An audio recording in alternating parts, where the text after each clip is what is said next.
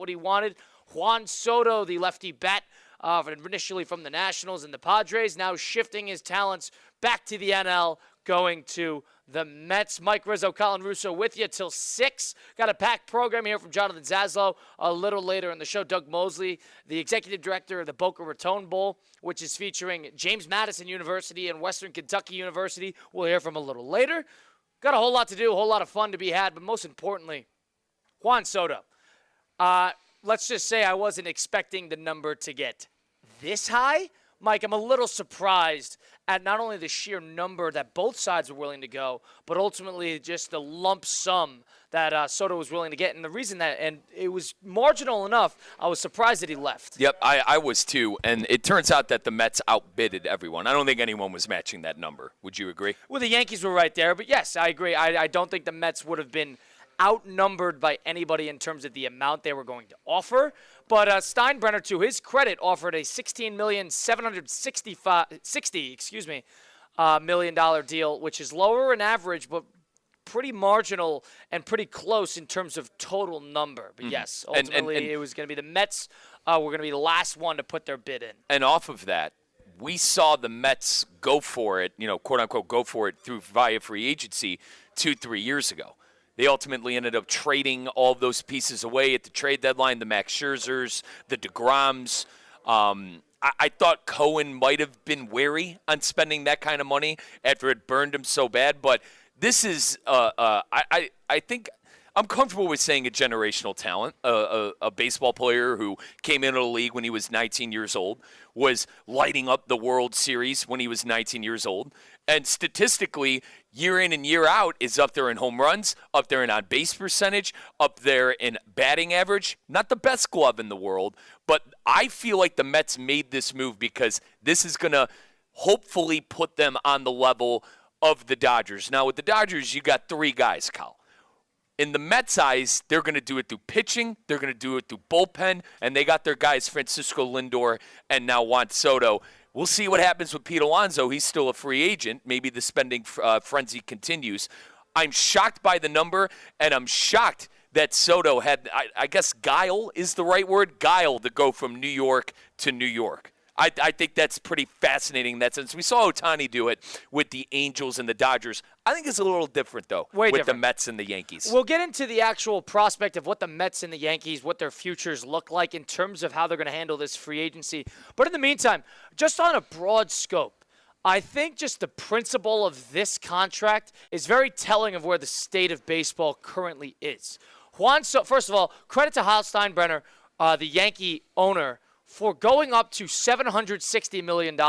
From everything that I have heard, take it for what you will, but from what other people have heard as well, is that this was the Yankees signing to lose up until late last night. This was the Yankees signing to, I guess, fumble until end of the weekend when Soto finally made his decision during Sunday Night Football last night. The Steve Cohen and David Stearns, the general manager of the New York Mets, were under the impression that Juan Soto, there was no chance he was leaving the New York Yankees by Friday. And there was basically a handshake deal in place that Soto was going to be sticking with the New York Yankees and they were going to continue to up the ante. But Cohen gets his guy. Cohen willing to outbid anybody. He's got that screw you money that he is willing to flaunt and making, I guess, a statement to what the other owners are looking like and how they're acting in terms of their spending habits. He's making a mockery of how the other guys treat free agency other than the Dodgers. So from that perspective, it's very telling of where the Mets are. They're still willing to spend the top dollar. And to Mike's point about the field, he's a bad glove. He is a bad base runner. You are getting him solely and solely only for his bat. You're going to stick him in right field, and maybe after 5 or 6 years, he will shift out of that.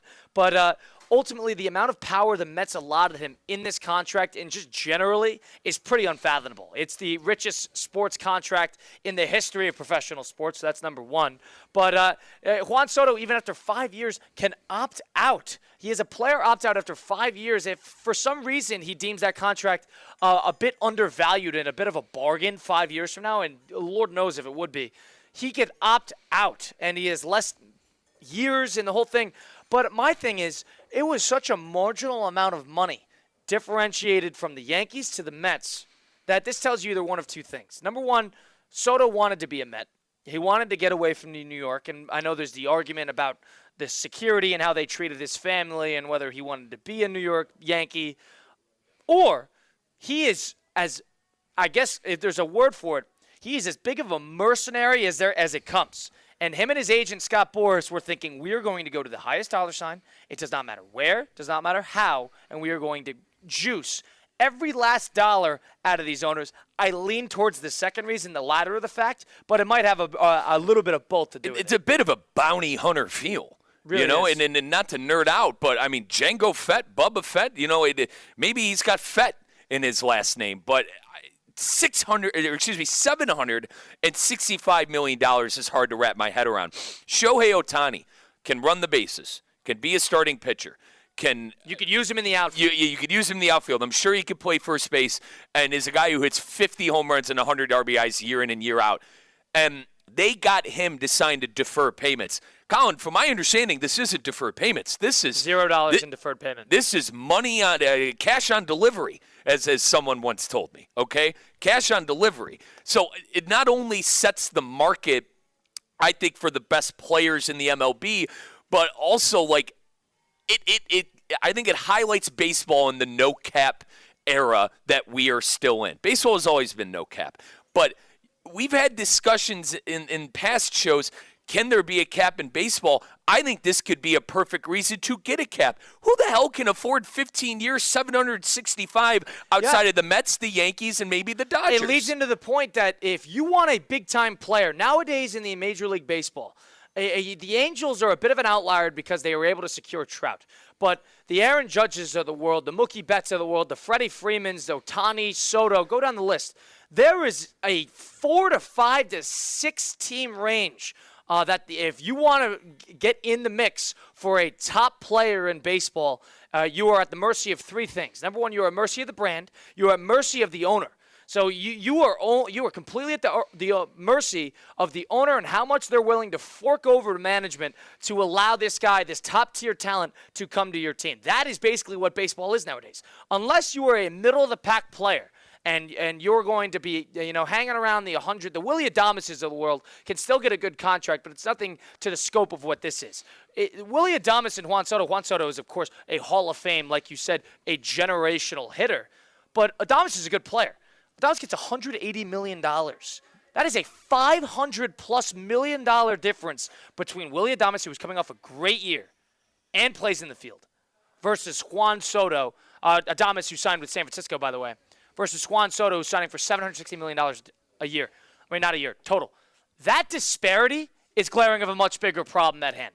Yep. 888-760-3776, the number to get into the program. Juan Soto signs. Is this good for baseball? Is this bad for baseball? More importantly, is this a good move for the Mets or a bad move for the Mets? Or is this going to end up biting them in the rear end 5-6 years from now? Or are they going to be flaunting in the fact, years from now that they were able, the ones who broke the bank, got Juan Soto and hopefully get some championships out of it? Two things. Cohen, the owner, has unlimited money. So they all do. They all do. I think it's a good signing in the sense of you got the money. As long as you feel like it's not a waste of money, then yeah, sure. I mean, who am I to tell somebody how to spend their money? I'm more worried about $765 million. We're only, I think, a couple of years separated from someone getting $1 billion. I think in 5 years, the next phenom in baseball could be seeing north of $1 billion. And listen, with inflation and how it is, I understand it. But we're close to it right now. We're close to $1 billion contract right now. We're under, just a little under $300 million to being $1 billion. I know that's a big unit still, $300 million, but $765 million contract, that's 10 generations, and 12 generations. Now the question lies, is this the right move for the Mets?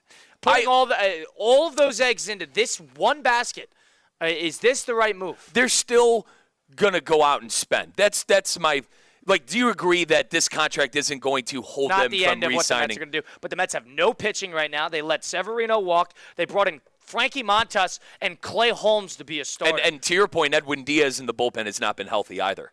So there have been question marks there, too. But the back half of the lineup, the Mets still have glaring holes. My point is, McNeil, was this the right, good was enough. This the right move? Was this the right move? And paying all this money, as long as they spend elsewhere, I understand that. So to answer that, but how do we know he's not going to be a handicap or a crutch in 6 years? And how do we know that he's going to hit the ground running, too? Usually on these big contracts, you want to maximize the first 5 years. Now, he's 23. He has that 26. He's 26. I still think he has that working for him in the matter of 26. By the time that 5-year option comes, he's going to be 31.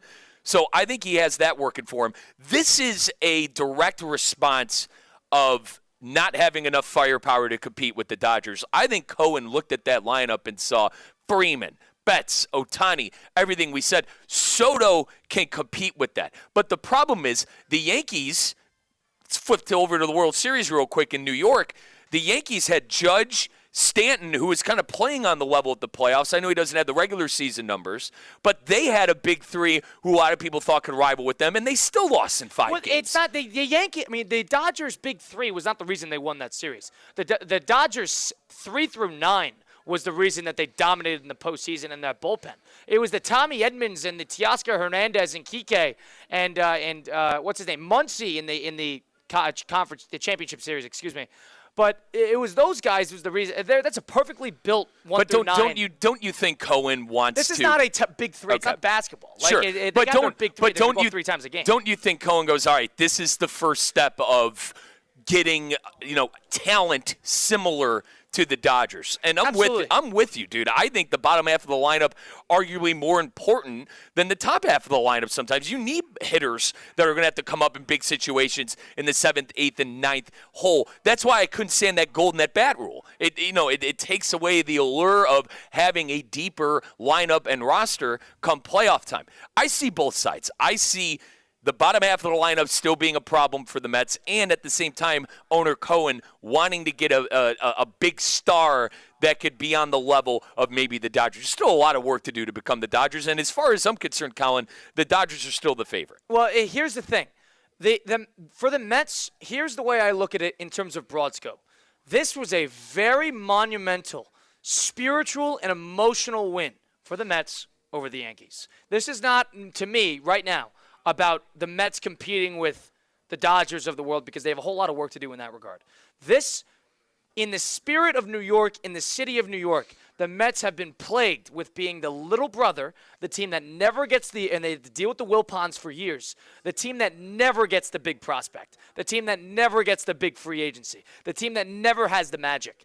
That was what the Mets have been characterized as for the better part of 30 years. So off of that, for that part of the New York City that is sort of living in the shadow of the allure of the New York Yankees, this is a monumental, spiritual, and emotional offseason, but still a spiritual, emotional victory over the Yankees. And I think off of that, you got to flaunt, you got to throw a little bit of a parade with it. You think Met fan woke up a little pep in his step as he went to the subway today? Absolutely, huh? Absolutely. And it's because the Yankees always get this type of guy. Right. And now the Yankees are sitting behind the 8 ball a little bit with an owner that when it was George Steinbrenner was that Cohen, was the guy who, he was the head honcho. Cohen is establishing himself as the owner to, I dare you to mess with me.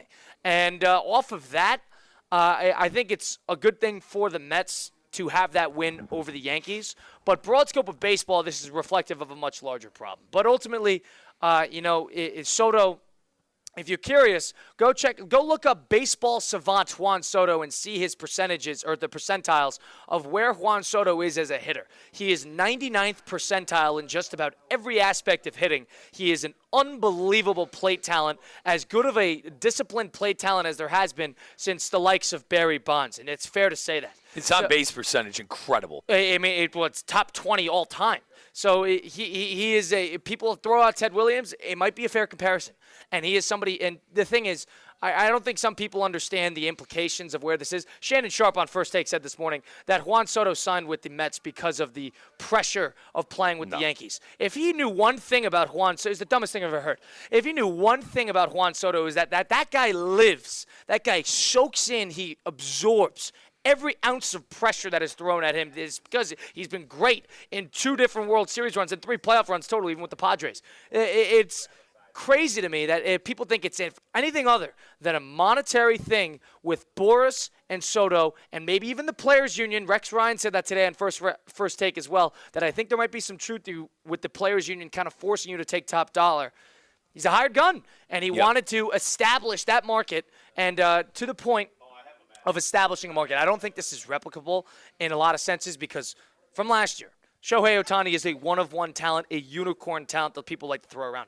Number two, Juan Soto is somebody who is already coming off a contract, has all the unrestricted free agency, and he's 26. He came in so early. He is another unicorn in terms of free agency availability comparatively to the Aaron Judges of the world, comparatively to the Trouts of the world, who got the $400 million, the $360 million over 9 years, 12 years. You could offer him the $15 million because he's so young. So there's that benefit as well.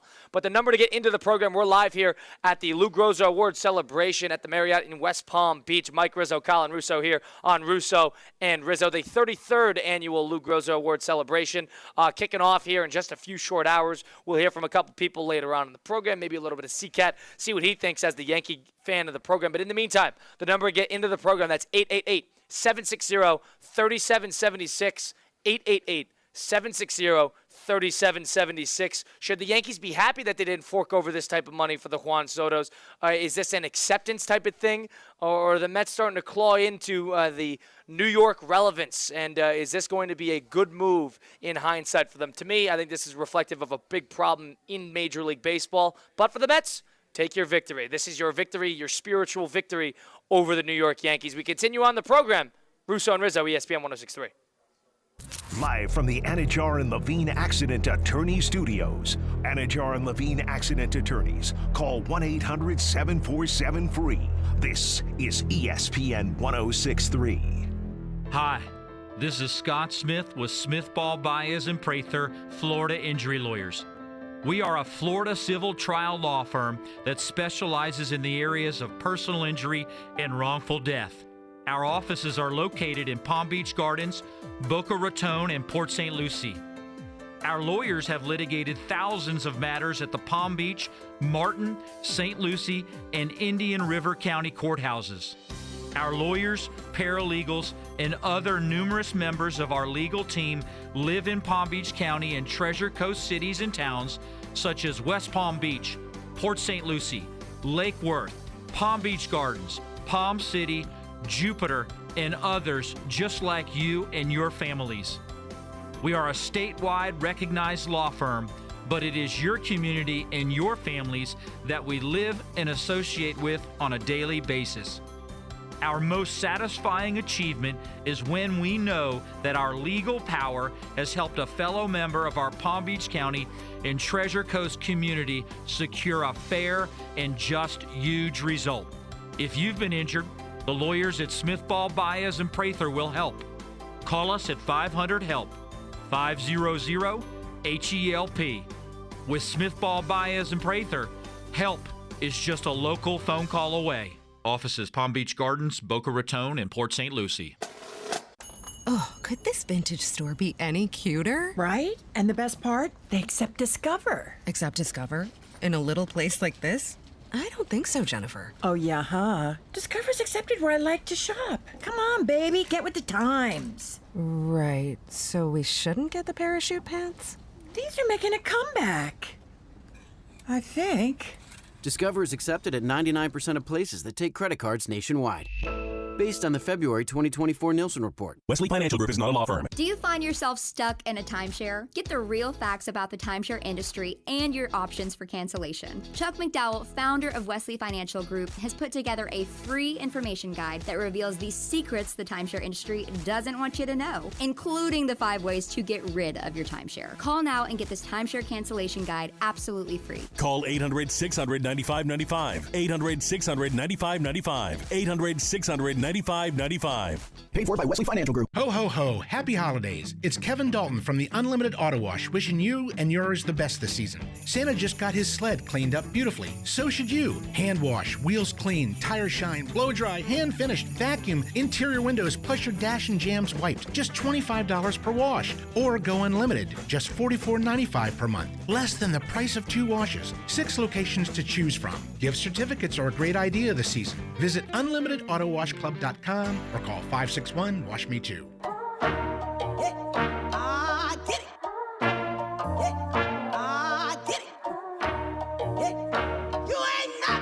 Let's get back to the Anajar and Levine Accident Attorney Studios. This is Russo and Rizzo on ESPN 106.3.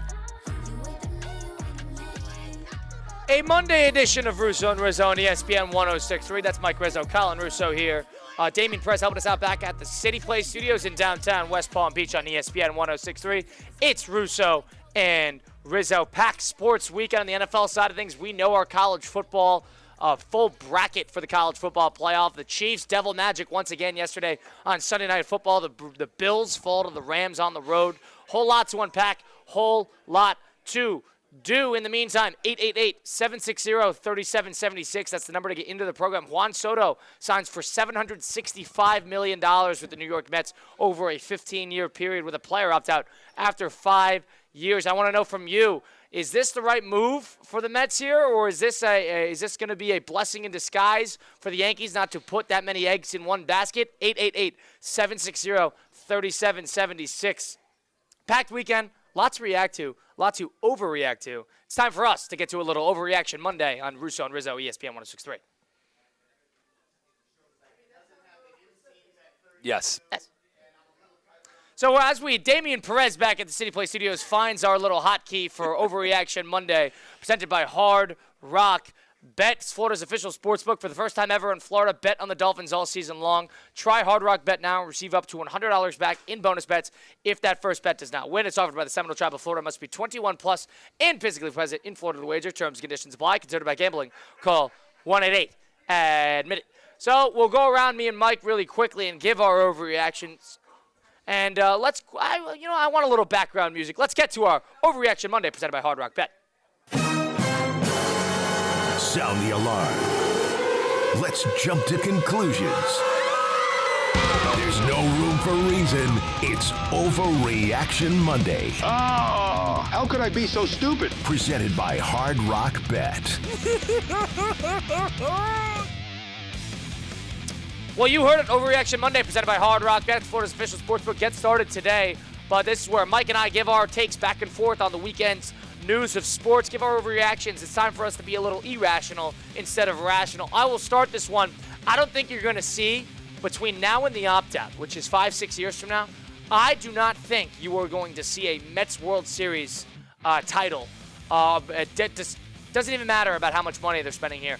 I don't think that they are going to be a World Series champion within the most important part of this contract, the first 5 and 6 years. I think that because a lot of money, a lot of eggs in one basket. That team has a couple glaring holes. That farm system hasn't been that great. It takes a whole lot more than just spending money in free agency for it all to come together. And that's my first take, is I don't think you're going to see a World Series from the Mets. I'd be surprised if they did.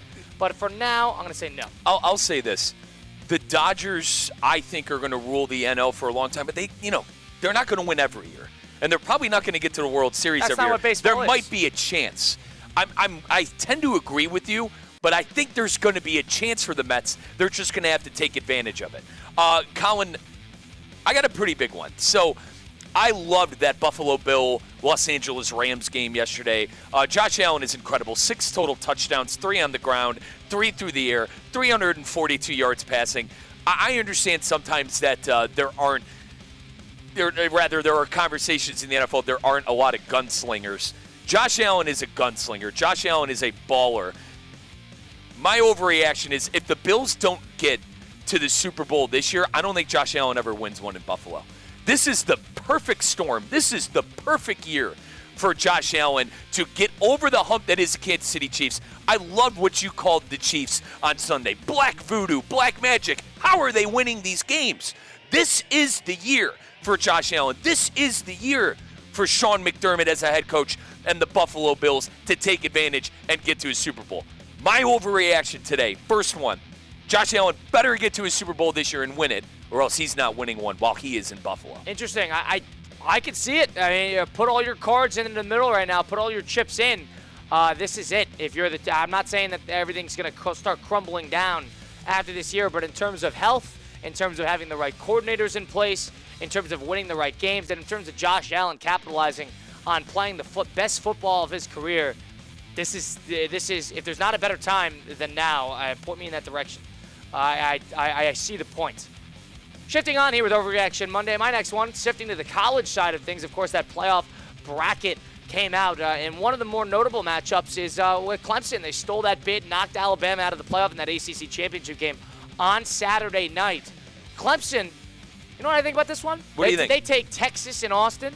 I think they're going to win that game. Wow. I would take Clemson to beat Texas in their building for a couple of reasons. Number one, Clemson has a pro quarterback. Cade Klubnik is a professional quarterback, and he is a Texas guy. He is somebody who beat Quinn Ewers in the state championship in Texas when they both were in high school. One went to Westlake, one went to Southlake, two giant high schools on the football side of things in Texas, basically college programs. But I think Clemson is, at this point, at every point from the rest of the way, even you saw it on Saturday, they have nothing to lose. You are in complete spoil mode. All you could do is win. You have no expectations that are attached to you. You have a big game coach in Dabo Swinney. You got momentum favoring on your side, and it's two programs that have never played, Clemson and Texas. I think this game's going to have a lot of juice. I'm very excited for it, that 4 o'clock slate on Saturday, and I think Clemson can win this one. I think that's 8.5-point favorite, whatever it is, in favor of Texas, entirely too high. Texas can win this because not only do they have the quarterback to do so, but Texas's offense, they're not the type to blow you out. They have a great defense, play ugly. Clemson's a bit battle-tested. They have 2 SEC teams already on the schedule, Georgia and South Carolina. Got walloped by Georgia, lost close to South Carolina. But Texas, on the other hand, not that battle-tested. They have Georgia twice. They lost twice. I'm okay with this. Give me Clemson to upset Texas in that first round of the college football playoff. How about Cade Klubnik? He's an NFL quarterback partner. Listen to these numbers this year. 3,300 yards, 33 touchdowns to 5 interceptions. What a season. He's a pro. I wasn't aware that the touchdown-to-interception ratio was that good. He's good on the ground. He's a big body. He's got a huge arm. If you remember, too, this was a 5-star prospect. You alluded to him beating Quinn Ewers in the Texas State Championship game. But this was a 5-star product that everyone wanted out of the state of Texas. I like that, Kyle. I like that a lot. Mine it might surprise a couple of people. Colin, I don't think Penn State reaches the Final Four. I think even Penn with State, that easy path. Even with that easy path, I think SMU is going to give them a game at home, and I think Ashton Jonty is going to scare them a little bit in that bowl game if they do get by SMU. I do not think that is a huge overreaction. I understand that. I'm a Big Ten guy. I root for my Big Ten teams in situations like this. I just go back that they don't have a good win. And I know they came back against Oregon. Oregon had so many chances to put that game to bed. They, for some reason, were just toying with their dinner. That was, in my opinion, the score didn't reflect. The final score didn't reflect the game. I thought Oregon dominated the game start to finish. But listen, it's Overreaction Monday. We're coming up with outlandish takes. I don't think Penn State is going to get by SMU and or Boise. They're going to lose one of those games before the Final Four. Interesting. We all what thought win that. do they have, right? It's like you Totally. look at the schedule. You've been telling me all year, as a biased Buckeye fan, before I found out my team stinks, I tried to make the case that Penn State was a good football team. I can't make that case anymore. I'm surprised you think that now, but the Buckeyes stink. I'm more impressed with Penn State now than I was 4 days ago. I think Penn State, now they never have really had a chance to win other than that final drive where Aller threw the interception down the sideline. They never really had a chance to take the lead, but that offense, and especially Drew Aller, I'm going to be honest, I was quite impressed with his arm ability and his maneuverability in the pocket. He showed me a little something there. The end of the game. He showed me a little NFL prowess there. But not for 3 quarters, right? No, but they were scoring all game. But the one thing about Aller is the in-pocket prowess, and he's got the arm. I was impressed with Drew Aller. I think he showed me a lot. And despite that, that Oregon defensive line is a mess. That defense is mightily overrated. But give Penn State credit. They wanted to go. I knew you're thinking about how to beat Oregon. You don't want to go drive for drive with that offense. Penn State tried their hardest. I give them credit. Now, to your point, the SMU, that's a Dallas, Texas team going up north playing in State College the 21st of December. That is not going to be an easy game in that cold weather Agreed. to win. I don't think Penn State has done enough to be like, oh, no doubt, going, no problem. I think some of those teams are more on the level, but point taken. And the reason, and back to what you asked me earlier, the reason I was so high on Penn State, I defended Penn State, I thought Ohio State was still the best team in the country at the time. They lost by Oregon by 1 point. If Chip Kelly would have just ran the ball instead of throwing to a freshman on the road and kicked the field goal, they would have won that game. But it turns out the Buckeyes stink. I mean, losing to a 6-5 Michigan team. I think the Big Ten this might. is where your contradiction. I think the Big Ten might be a little overrated. You can't walk me through. Why? You can't walk me through how they stink. Hold on. You can't walk me through how they basically lost on the road to the number 1 team in the country, the number 1 overall seed, who is undefeated. It's a long time ago, Colin. Fine. You can't walk me through how they were basically a bad breath away from winning that game and then circle back to that team stinks. You think Oregon's happy with that draw?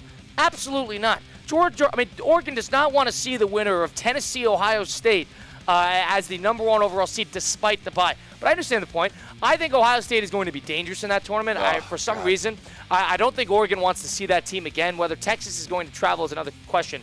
But back to what's going on with that draw. We always thought that 5 seed was going to be that coveted draw. Texas ended up getting that. We'll get into that a little later because we're talking to Jonathan Zaslow. But that coveted 5 seed turned out to be the 6 seed because that 6 seed now has to deal with Boise in that second round. I think Arizona State is going to be a risky out. And off of that alone, I don't think that's as favorable comparatively to playing a Boise State. No one wants to play them. Let me make Nobody one. wants no to play one wants to play Arizona State. So that 5 State. seed is now not, and especially with Clemson, because Clemson won they're hot. They won their conference championship, and they're sitting in there at the 12. So that's not as favorable as that 6-11 playing the 3 seed. So Penn State was the beneficiary of that. Last thing for me on the whole Buckeye Penn State thing. You're buying Ryan Day and Chip Kelly in this playoff. I think they're going to be dangerous. You're buying them. I think they're going to be dangerous. Okay.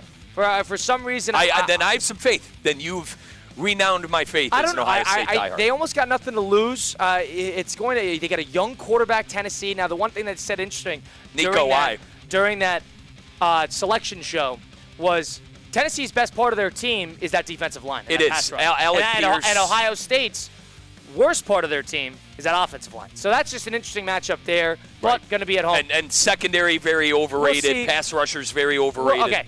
We don't need to do this. Okay, now. got it. But we'll continue on now as our Overreaction Monday presented by Hard Rock Bet. Once again, Florida's official sportsbook for the first time ever in Florida. Bet on the Dolphins, bet on the NFL all season long. Try Hard Rock Bet now and receive up to $100 back in bonus bets if your first bet does not win. It's offered by the Seminole Tribe of Florida. Must be 21 plus and physically present in Florida to the wager. Terms and conditions apply. Concerned about gambling, call 1-888-ADMIT. Well, there's our little fix. We'll get back to that a little later on the college football playoff side of things. But more importantly, on the bowl game side of things, the Boca Raton Bowl, the 11th annual, coming up in just about a week and a half. Western Kentucky out of Conference USA sitting at 9-3, taking on JMU out of the Sun Belt at 8-4.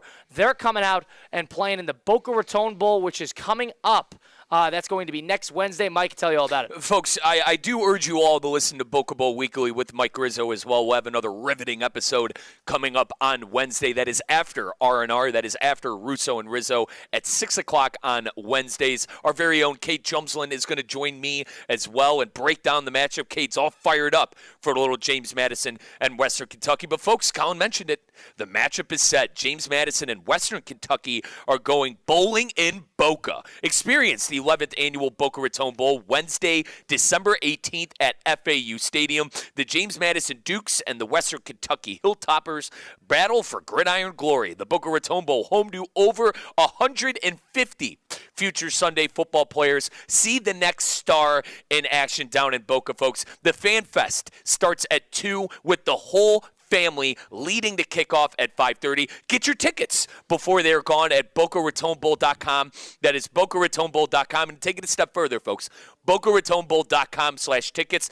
That's BocaRatonBowl.com/tickets. James Madison in Western Kentucky in the 11th annual Boca Raton Bowl, Wednesday, December 18th at FAU Stadium. We'll talk to Doug Mosley, the executive director of the Boca Raton Bowl. We're not the experts on the event. He is a little later in the show, so stick around for it. Russo and Rizzo, ESPN 106.3. Live from the Anajar and Levine Accident Attorney Studios. Anajar and Levine Accident Attorneys. Call 1-800-747-FREE. This is ESPN 106.3. Hey, it's Josh Cohen for the Accident Attorneys, Anajar and Levine. Car accidents, truck accidents, slip and fall, trip and fall. Did you get injured on the job? Workers' comp problems? My friends Mark Anajar and Glenn Levine, they will fight for you. Remember, they do not get paid unless you get paid, and they will fight to get you the maximum compensation you know you deserve. Here's what you do. You just call. Call Anajar and Levine for your absolutely free consultation. Do not settle for just any attorneys. Demand Anajar and Levine, and demand the Anajar and Levine difference. It takes just one phone call to begin to take back control of your life. So do that. Take back control of your life. Call 1-800-747-FREE. That's 1-800-747-FREE. 1-800-747-3733. Anajar and Levine, accident attorneys. Take back control of your life. When it comes to choosing a health plan, you can trust the members who have experienced it firsthand. Humana is proud to offer a Medicare Advantage plan in Florida that earned 5 out of 5 stars. 5 stars is the highest rating possible. It's based on real members' experiences, and it's decided by the Centers for Medicare and Medicaid Services. Our Humana Gold Plus HMO earned 5 out of 5 stars. That means a few things. It means members get outstanding customer service. It means we connect them with excellent preventive care and chronic condition support. Most of all, it means you have a trustworthy option for a Medicare Advantage plan. Explore our 5-star Humana Gold Plus HMO at humana5star.com. Humana, a more human way to healthcare. Every year, Medicare evaluates plans based on a 5-star rating system. Humana is a Medicare Advantage HMO organization with a Medicare contract. Enrollment in any Humana plan depends on contract renewal. Florida Atlantic women's basketball season is here. Join head coach Jennifer Sullivan and star guards Maya Perry and Jada Moore at Eleanor R. Baldwin Arena this year for big-time college basketball action. Groups of 15 or more get in free. Single game tickets just $10. The band, the cheerleaders, the fun, the action, it's all there with Florida Atlantic women's basketball. Visit FAUsports.com for more information. Florida Atlantic Owls, winning in paradise. Hey, it's Josh Cohen. When you need auto repair, honesty and reliability are everything. Trust the home for honest, reliable service since 1970. St. Lucie Battery and Tire. St. Lucie Battery and Tire has all the tire and battery brands in stock for cars, trucks, RVs, marine, power sports, golf carts, everything. Major and minor service repairs, free tire pressure, battery checks. St. Lucie Battery and Tire, over 50 years in our community. And now with 18 full-service locations, West Palm to the Treasure Coast. Go to slbt.com. That's slbt.com.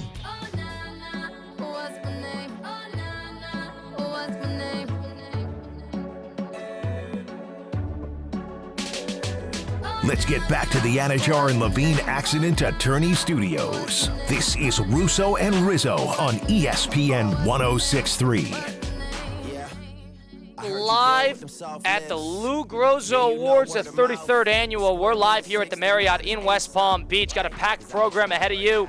Going to speak with Doug Mosley, the executive director of the Boca Raton Bowl, in just a few short moments. But in the meantime, got to tell you about Hard Rock Bet. Now that we're into the holiday season, into bowl season, there's no better time to get started over on Hard Rock Bet. If you don't want to bet a lot of money and you're one of those guys, you put together a parlay, increase your odds. In Week 6, somebody for National Tight Ends Day put together an 8-leg parlay, putting together tight ends and scoring their first touchdowns of their respective games.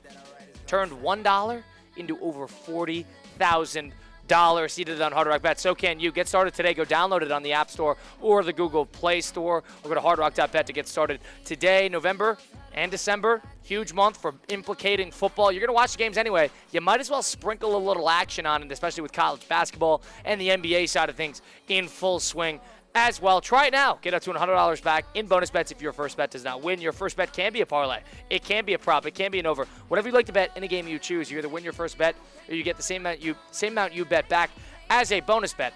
It's Hard Rock Bet, offered by the Seminole Tribe of Florida. Must be 21 plus and physically present in Florida. The wager. Terms and conditions apply. Concerned by gambling? Call 1-888-ADMIT-IT. So as we wait to hear from Doug Mosley, in the meantime, college football playoff, the official bracket is out. And a big storyline of the weekend was whether SMU was going to get that coveted 11 spot, that last spot in that playoff, the at-large bid, over the likes of Alabama. And they made it dramatic during that selection. So on Sunday, SMU ended up getting the bid, to the dismay of Nick Saban, Kirk Herbstreit, almost immediately. I was surprised at their reaction right when Alabama did not get that bye. And, of course, the SEC fans of the world are basically arguing about the strength of schedule, and they have no big-time wins. Why are they getting the bid over the Alabama? Mike Rizzo, what do you think about SMU stealing that bid over Alabama as the at-large? Don't lose 3 games, Bama.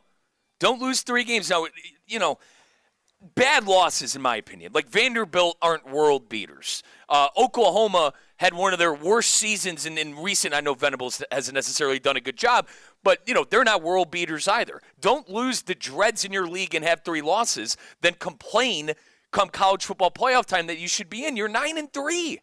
You're 9-3 and at the mercy of the committee. One thing we've learned over the last couple of years with the college football playoff committee, we can't take them for face value. They're going to grade on how they grade year in and year out. So I understand that Georgia game was a big win. I want to argue, though, too, Georgia came back in that game.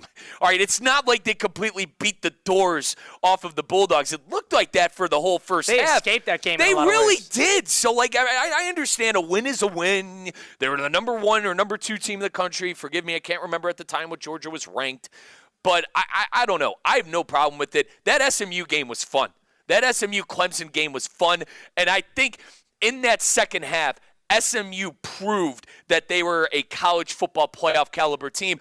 Now, there is an argument, Riz, Clemson shouldn't even be in the playoff. They're only in because they have the at-large bid. Fine. But the automatic bid, you mean? Yeah, sorry. The automatic bid, at-large bid, however you want to call it, for winning the ACC, fine. But you're going to have some diversity in the field. In my opinion, what game would I rather see? Penn State and Alabama or Penn State and SMU? I'd rather see Alabama. But I think fair play to the committee for punishing Alabama with horrible losses on their schedule. It's an implication fair thing play as well. It's an implication thing. What implication are you showing to the rest of college football if the SMUs of the world who were ranked above Alabama to begin starting the week, conference championship week, in which they were playing and Alabama wasn't? What implication are you showing that for a team that had a near perfect regular season and didn't lose in conference going into the game, they lose in a conference championship game at the last second, at that to a 56-yard field goal? You're going to punish that team and knock them out in favor of a team that, has big wins, but also has bad losses? I don't really see the implication is too strong. It is. It's too strong to kind of let that go, as opposed to the other side where you're giving the Alabama favor again and everybody else is moaning and groaning because you give the Alabama the ultimate favorability comparatively, which happens every single year. It does. And I understand I describe the SEC as, your own eating your own. I know there are good teams. I know there's probably a case for Ole Miss. There's probably a case there's only for 3 Alabama. SEC teams in. There's always going to be a case for these SEC teams. That's why it's so important to win these SEC games and to make things happen within your own conference. Interestingly enough, we're going to join somebody who is very involved in the bowl season.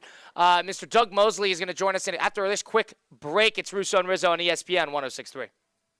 Improve your golf game fast at the all-new Kaiser University Golf Coaching Center. The Kaiser University Golf Coaching Center has the facilities, tools, and coaching you need. Enjoy the best facilities in the area with an expansive chipping and putting area, practice bunkers, a huge putting green, plus a 2,000 square foot indoor training area with 3 hitting bays, cutting-edge analysis technology, and more. The Kaiser University Golf Coaching Center in the heart of Palm Beach County off I-95 and the Turnpike. Find out more at kaisergolfcenter.com. Finished with holiday decorations and need affordable gifts for everyone? Advanced Discount South Florida Fair tickets are filled with fun and make great gifts. South Florida Fair discount tickets are on sale now at Publix and online at southfloridafair.com. Fair opens January 17th in West Palm Beach.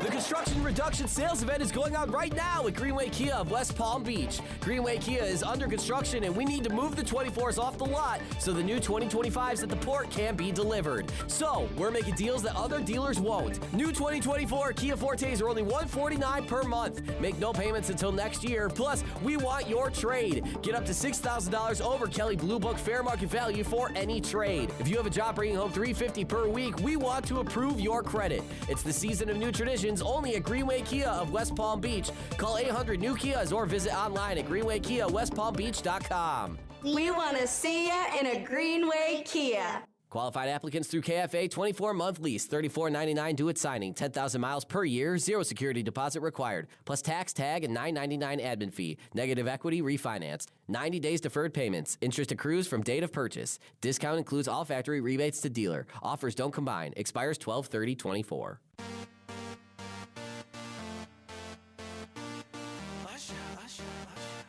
Yeah, man. Let's get back to the Anajar and Levine Accident Attorney Studios. This is Russo and Rizzo on ESPN 106.3. Rolling here live from the 33rd Annual Lou Groza Awards at the Marriott in downtown West Palm Beach. Colin Russo, Mike Rizzo, of course, Damian Press helping us out at the City Place Studios in downtown West Palm Beach. I'd like to welcome in a very special guest, somebody who calls the shots in the area, Mr. Doug Mosley, the executive director of the Boca Raton Bowl, which is coming up next Wednesday between Western Kentucky and James Madison University. We announced 2 days ago. Now we know who's playing. Mr. Mosley, how you doing today, first of all? Everything good? I am doing outstanding today. Thank you very much. If I was any better, I'd be you guys. Hanging out here for the Lou Groza Awards. Going to have a good time tonight. But, of course, let's get into the game a little bit. James Madison, Western Kentucky University. We've seen Western Kentucky quite a bit in this event. You would know that more than anybody. What does it mean now to get a team back in the mix here after a bit of hiatus away from the event? Well, it's really about why they're asking to be here, what it's about. I always say that I'm selling sunshine, palm trees, and the beaches, and I just try not to screw that up. But, beyond that even is the fact that these schools come down here to one of the best places in the whole United States to recruit high school football players. And I don't mean just guys that can just play. I mean players. Every team that's played in our bowl game through the first 10 years has recruited a player from the area down here. We hear the feedback from the players. They say, I may not have known, like, Western Kentucky before, but when they came down here, they get invited to go to their practices and that, those kind of things. Then they get to know them. They can get a scholarship. That's what makes me feel really good about it, is we're helping local kids here get college scholarships for their talents. And, Doug, there are a lot of returning teams, as we mentioned, Western Kentucky, but some returning coaches, returning players as well in this one, right? Man, this one is crazy. Right? So let's start off with Devon Brown. Here's a guy that was in top 63 Absolutely, 2 years for ESPN ago. West Palm, yeah. Had a great career at FAU, played in 2 of our games, right? He played in 17 and 19, and now he's coming back as the defensive backs coach for Western Kentucky. We think this is the first time we've had a player come back in a coach role. So we just haven't done the research yet, but it's the only one we know of. And I'm sure he's going to love beautiful Boca for the second time around. Dougie, not a bad place to have a bowl game, right? No, not at all. Well, let's get into that a little bit. I'm curious because part of the allure of coming down here is not only do you get accustomed to the area, people get to see those schools that aren't traditionally in the South Florida area go and play in Boca Raton. But the 11th annual now, what can you say about how the actual bowl game has grown? What have you learned from it now that you're the executive director of it? What has been an important aspect that now through 11 years now we're starting to really fine-tune in terms of making this the best it can be? The probably to me the biggest kind of, the thing that says, hey, we're doing it right is how many schools I've got calling me as we're leading into the announcement, the final weeks of the season, and they're saying, hey, don't forget about us. Hey, we want to be in your game. And it happens all over the place. Like I say, they love the weather, they love the setting, but they really love all the football players down here. We try and give them a great experience. If there's anything that we probably try and invest a lot into, it's that whole student-athlete experience for when they're down here. We're going to get them to the beach down there at Lake Worth Pier. Benny's on the beach, does a great job feeding the teams every year. Oh, do they? Okay. Yep. We always have guys, they get fishing guys, they go out on the pier. Every year somebody thinks. A bit of a vacation. Yeah. Exactly. Yeah. And every year somebody, they're sitting there cranking on a rod, and they're like, man, I caught a big one. And the guy looked at it, he's like, yeah, you caught the pier. That happens. Doug, all that sounds great, and, you've been doing this for a long time. Just what's your favorite aspect of putting this bowl on and really having a great time with it? And it's funny because we just left a meeting with the airport because we bring the teams into PBI to the FBO there on the south side of the airport, and I love it when they get off the plane. We're going to have people there with signs holding them up, Western Kentucky, and and JMU. There's going to be elected officials that greet them. Let me tell you, when I worked in the schools and we used to go to bowl games, you know who greeted us when we got off the plane? Who greeted you, Doug? The baggage handlers. So that's one thing that we always get high marks from the teams is the community involvement. Every one of our events, with the exception of the hospital visits that you do on Community Outreach Day, is open to the public. So, like, if folks want to come out to Lake Worth Pier on Sunday, see the teams, we'll have, James Madison's going to be at 1 o'clock. Western Kentucky's going to be at 3:30. Come hang out. There's that little watering hole right there that we like to hang out in front of as the players are having a great time. Yeah. We may think it's cold right now. It's a little chilly in the morning in that. Hey, hang on, Doug. I got to – not me. Okay. Not me, partner. All right. Okay, yeah. Then you're going to be the one getting in the ocean with the players, Oh, yeah, right? absolutely. The rest of us are sitting there going, oh, no, that's too cold for me. With sweaters and jackets. Yeah, it's 75 degrees outside. Sweaters and jackets. From Northeast Ohio, partner. I'm wearing shorts and a T-shirt in the 40s, okay? I like it. Okay. And that's the thing. The student, the players on the team, they'll be in the water. They'll be in the water. Yep. They have a great time with that. Please, folks can come out, see that. We'll have our kickoff luncheon. And the kickoff luncheon is the only time we bring both teams together in the same place, same time. Because we keep one up here in West Palm. We keep them at the Hilton right there by the convention center. And the other one's in Boca Raton at the Marriott. So we don't want to drive them all over the place back and forth. So we literally set up activities for each one of them that are separate of each other. So when they come to the kickoff luncheon on Tuesday, that's going to be the first time the teams are together. If you recall last year, we had an impromptu dance party break out in the middle of it. It was a lot of fun, a lot of spirit. We welcome people to be around that, to see how special it is for these teams. We're joined now by Doug Mosley, the executive director of the Boca Raton Bowl, which is coming up next week between Western Kentucky and James Madison University. Both teams, Western Kentucky at 9-3, James Madison at 8-4. Doug, I wanted to get your take sort of on the nature of bowl games. And, it's been a weird bit of realignment, especially with the college football playoff, and now it's expanding, taking more teams, I guess, out of the field, if you will, into playoff contention. But on top of that, bowl games are expanding as well. There are new bowl games every single year all throughout the country. Boca Raton Bowl, a relatively new bowl at that, too. What can you say about where bowl games are really heading? Where's the spot for bowl games in the grand scope of college football in your eyes? Well, when we came on board, there was teams every year that got bowl eligible and didn't have any place to go. Mm-hmm. And, of course, that didn't sit well with the conferences and that, so that's why they came to us, came to ESPN and said, we need some more bowl games. So that's how this one got created. The one that was the Miami Beach Bowl that we've since moved to Frisco, Texas is another one of ours. Bahamas Bowl. We wanted to make sure the teams had their access to the bowl system. And like this year, there's 41 bowl games. That means there's 82 spots. We had exactly 82 bowl games, or 82 bowl eligible teams, I should say. So it's matured to the point now where if you make bowl eligibility, you're going to have an opportunity. Now, how that's going to change next is probably going to go hand in hand with how the playoff changes. Because I get the idea that we're not going to sit at 12 right now. Exactly. That's more teams out of the field. That's less bowl. I mean, that's, I guess, smaller of a crop, if you will, to take from the Boca Raton Bowls of the world. What we might see is opportunities presented in a different manner for some of these teams. Right now the bowls come in on the second round. I don't know that we'll get away from that first round at home sites, but there may be a way that the bowls support that.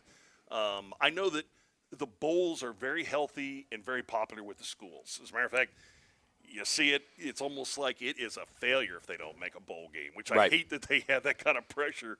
But yet, it's that thing that's a mark of a great season. I will tell you this, before I came to work for the bowl game, I spent 27 years on campus. When we talk about our football seasons, we didn't talk about like what happened in 2005 or what happened in 1996. We talk about, hey, remember our Liberty Bowl year? Mm-hmm. Or remember the year that we went to the old Belk Bowl, now the Dukes Bowl? That's the kind of way that you reference past seasons when you're on campus, with your fan base. That's the commemoration of the season. Is what Exactly. Now, Doug, you can go to BocaRatonBowl.com/tickets. By the way, if you are listening, secure your tickets to one of the best bowls in the U.S. Now, for someone who hasn't been, like Colin and I have not been to a Boca Bowl yet. We can't wait to be entrenched in it and do our part. But for someone on the fan side who hasn't been to a Boca Bowl, what would you say to them? What would you say to them as they go to experience their first Boca Bowl? Well, when we put this game together, when we make our plans, when we set the schedule and everything, we do it with the idea in mind that you probably won't know anybody on either one of the teams. You probably won't be really familiar with some of the teams that we're going to have. Now, granted, we're going to have some teams that FAU plays in that, but we want the experience to be such that you're going to come out, you're going to go to Fan Fest. That opens at 2 o'clock on next Wednesday. You're going to have a great time there. We've got all these different activities. We went to the charitable community and went to them and said, what kind of an interactive thing do you have that you can bring to the Bowl Game Fan Fest and do? So we've got some really cool things that we're going to have this year. So, Boca's biggest annual outdoor party is kind of what we call our Fan Fest. Nice. And then when you get into the game, we want it to be fun. We want it to be such that it's going to be memorable. You're going to see something that's probably just going to blow your socks off. I mean, think about it. If you were in the stadium in 2020 when we had UCF and BYU, you saw a kid that was the number 2 pick in the NFL draft, and then you saw another guy, unfortunately he was on the losing side, who this week, or coming up, he's going to be the starting quarterback for the number 1 team in the nation. That's Dylan Gabriel. Mm-hmm. Wow. Dylan Gabriel played in this bowl game just 4 years ago. So there's a nature of these might be some stars of tomorrow that you should keep an eye out for. Of course, Doug Mosley, the executive director of the Boca Raton Bowl, joining Russo and Rizzo. Now, Doug, you're doing a great job with us. Last question here for me. In terms of choosing the actual teams, you alluded to the fact earlier that you got a bunch of teams calling you. Yep. And it's a lot of people, there's an allure to coming to South Florida and doing the whole rah-rah and having a good time. But from your perspective, what are some of the aspects that go into making sure that the right decisions are made in terms of what teams you get here? Walk me through sort of, I know it's not all your decision, but you get these teams, you got a big whiteboard of a bunch of teams' options here. How do you sort of narrow that down? How do you sort of narrow it down to a decision? Well, the first thing is we want to make sure we got a compelling game. Because at the end of the day, I work for a TV company, right? Even though I'm here to put on an event, I work for a TV company. It's important that we have a game that fans want to watch on TV, so as well as the fans in the stadium. So the old days when we had slotting, remember, number 3 from this conference played number 4 from this conference. How many awful bowl games did we have from that? So that's the thing now is we want to make sure we're putting together teams that are going to compete well with each other. That's probably part number 1. We also want to make sure that we're in a situation where they can travel well. James Madison, those folks can come right down I-95 down to here. Western Kentucky, they're going to fly out of Nashville, plenty of direct flights. So that's, getting fans here, making sure we've got a great experience for them. Those are the things that go into that when you're picking teams. It's funny. I even had a team calling me yesterday, and I said, we announced teams yesterday. Yeah, said, you guys. Well, if either one of them decides they don't want to come, we're ready. Wow, how about ready to roll? Yeah. How about that? So the popularity is there for the Boca Raton Bowl. Doug, I appreciate you joining us, giving us the time, giving us a little rundown. Of course, get your tickets before they're gone at the BocaRatonBowl.com. Mr. Doug Mosley, the executive director himself. You got Western Kentucky, JMU coming up next week. Looking forward to watching it, of course. Hoping for a great game. Should be a whole packed slate of events. Go take a look at that as bowl week enters upon us really quickly here. Doug, I appreciate you giving us the time. Thank you. And thanks, we look Doug. forward to talking soon. Enjoyed it. Thanks so much. You got it. That's Doug Mosley, the executive director of the Boca Raton Bowl on Russo and Rizzo on ESPN 106.3. We'll take a quick break. On the flip side of things, get into a little bit of college football, and then we got a little bit of Jonathan Zaslow coming up a little later in the program, live here at the Lou Groza Award, the 33rd annual Lou Groza Awards at the Marriott in West Palm Beach. It's Russo and Rizzo on ESPN 106.3.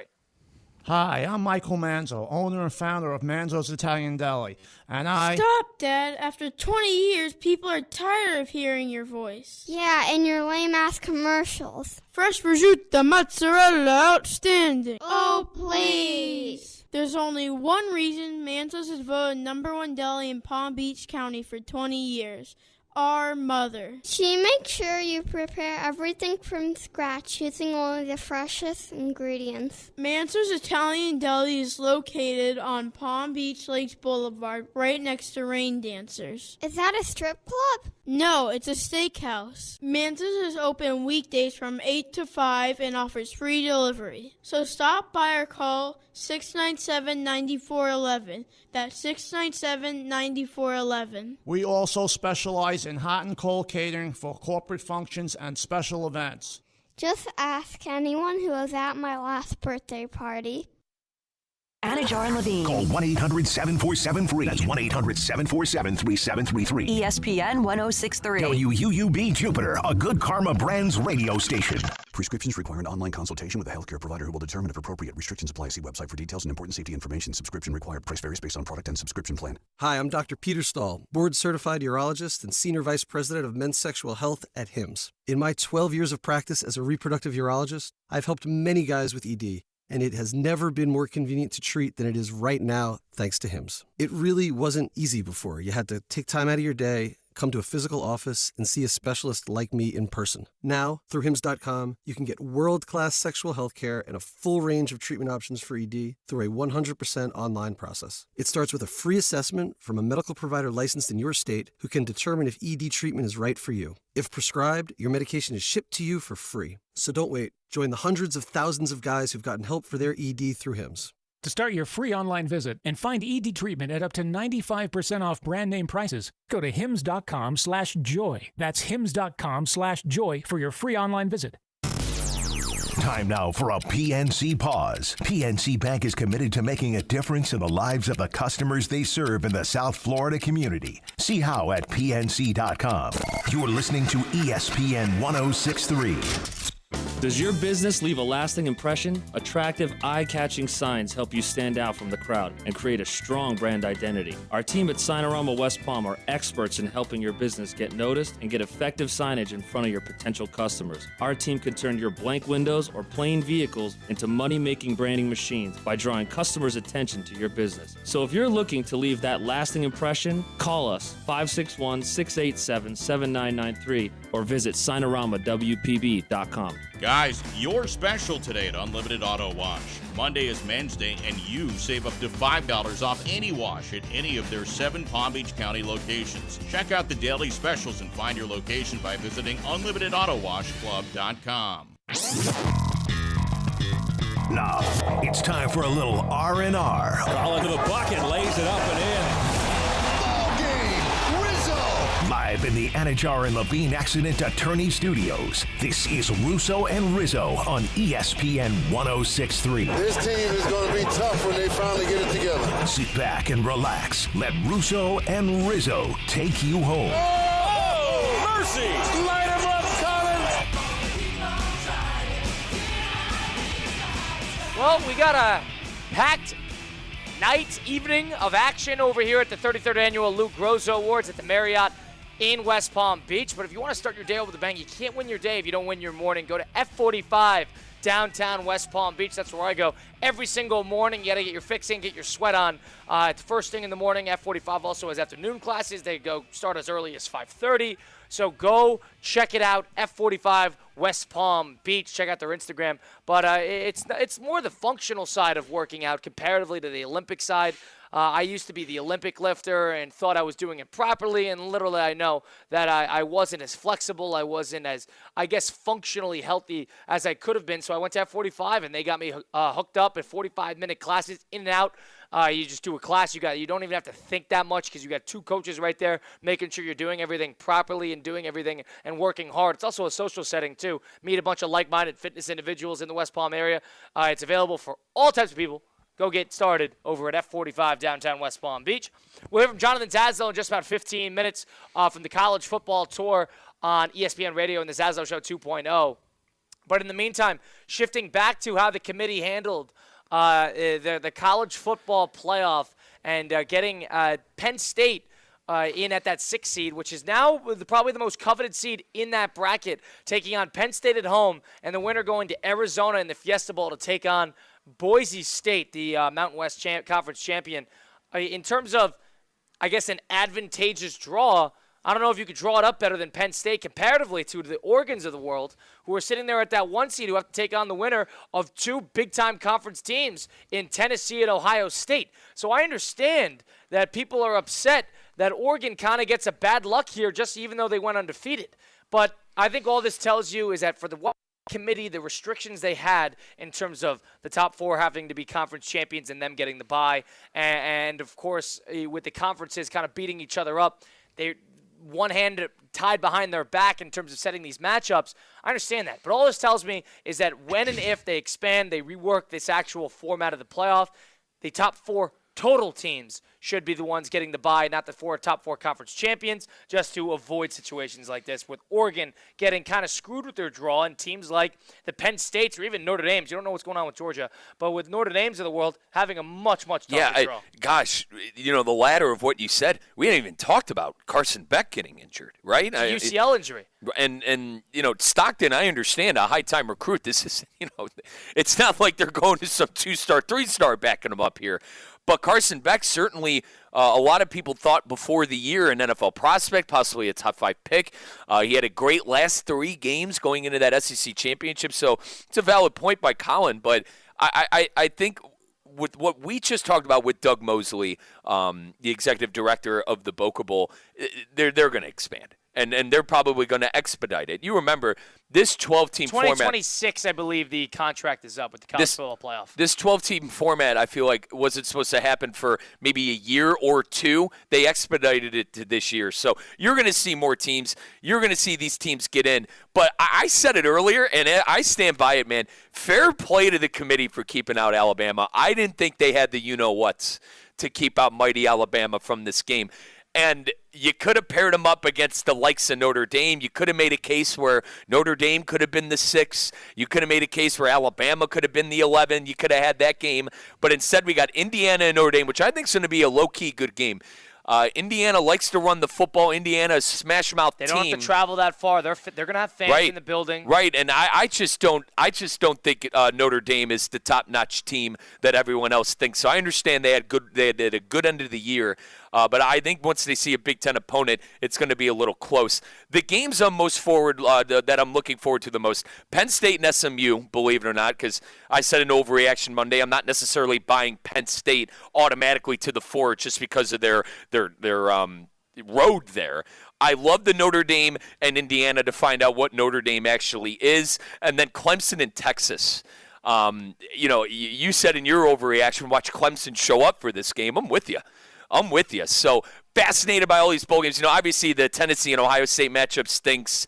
A couple of these other ones. Why does that matchup stink? Because Ohio State doesn't even deserve to be in the college football playoff. This is not you talking from a fan of a game. That game is going to be very, very interesting because you have a Southern SEC school who, all the SEC over the Big Ten, there's your chance to prove it. Yeah, they're going on the road to a building where Ohio State, the last time they played, they lost to their rival in that building. That game's going to have a lot of intrigue. There's a reason it's the night game. That game's going to do a hell of a rating, and the winner gets the number 1 overall seed. That game's going to be a good game. It's a joke that Ohio State is 7.5 in that game, by the way.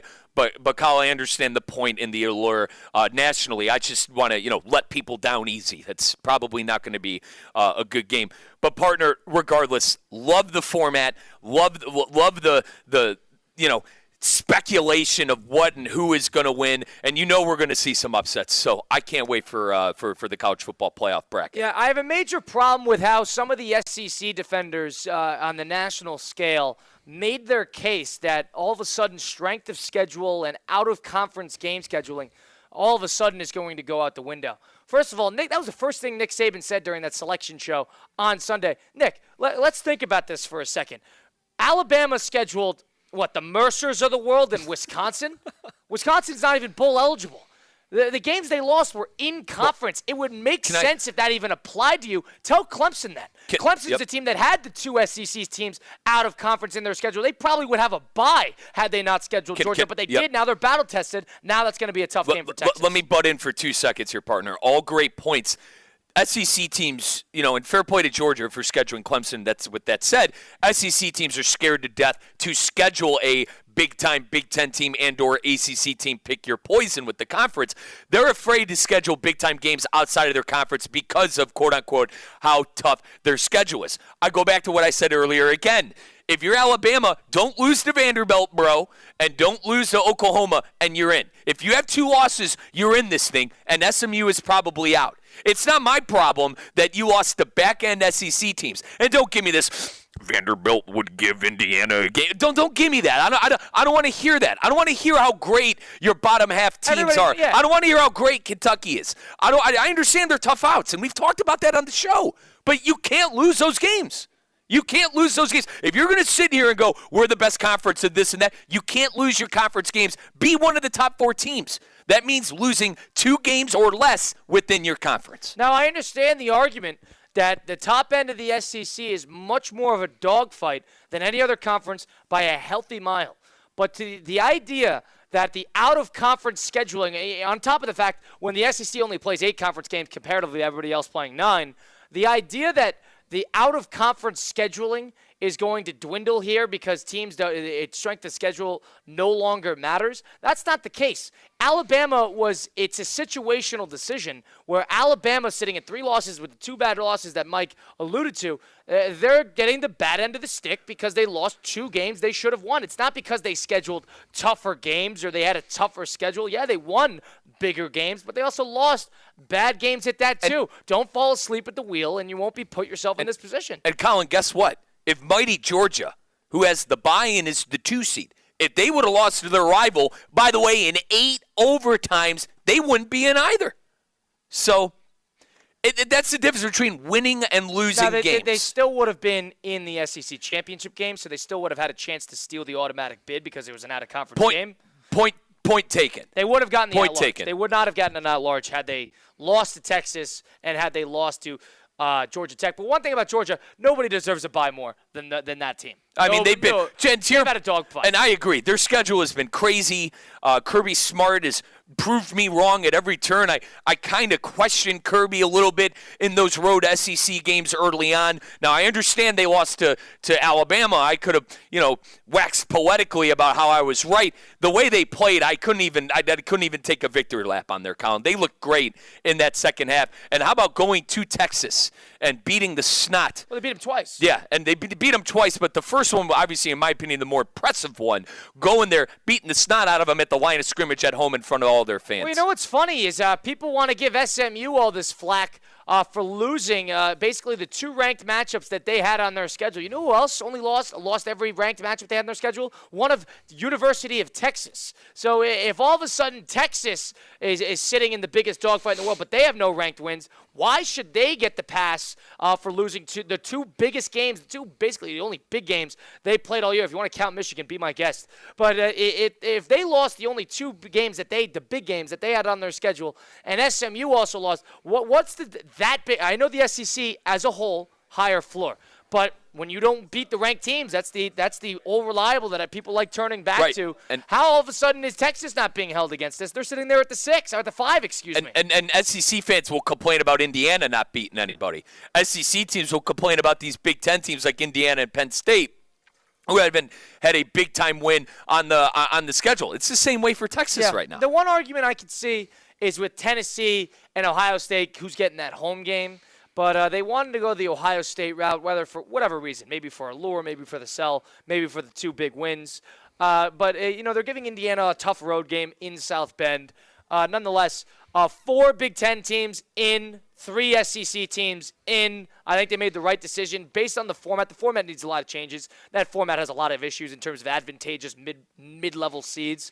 But in the meantime, we'll loop in somebody who knows what he's talking about, Mr. Jonathan Zaslow, the Zaslow Show 2.0, and the College Football Tour. Coming up next, in the meantime, I got to tell you about the Ultimate Indoor Golf Experience. It's now open over in Boynton Beach. That's none other than Flagstick Golf Performance. It's a unique facility. It has 3 indoor simulators, including a state-of-the-art putting studio. If you're going to somebody and you want to fix up your clubs, you want to get them shaved, you want to get a new head, you want to get new regripped, you want to get some work in at the simulators, look no further than Flagstick Golf Performance. Andy and his team work closely with players of all levels who really want to improve their game, take it to the next level. You take lessons from PGA professionals. They have a tour-inspired build shop. It's really the optimal environment to leverage technology, to leverage the assets that you have on hand at Flagstick, and all the data insights, too. If you really want to find out what your backspin is, what your club head speed is, you want to get video of your swing and see where you're losing a little bit of momentum.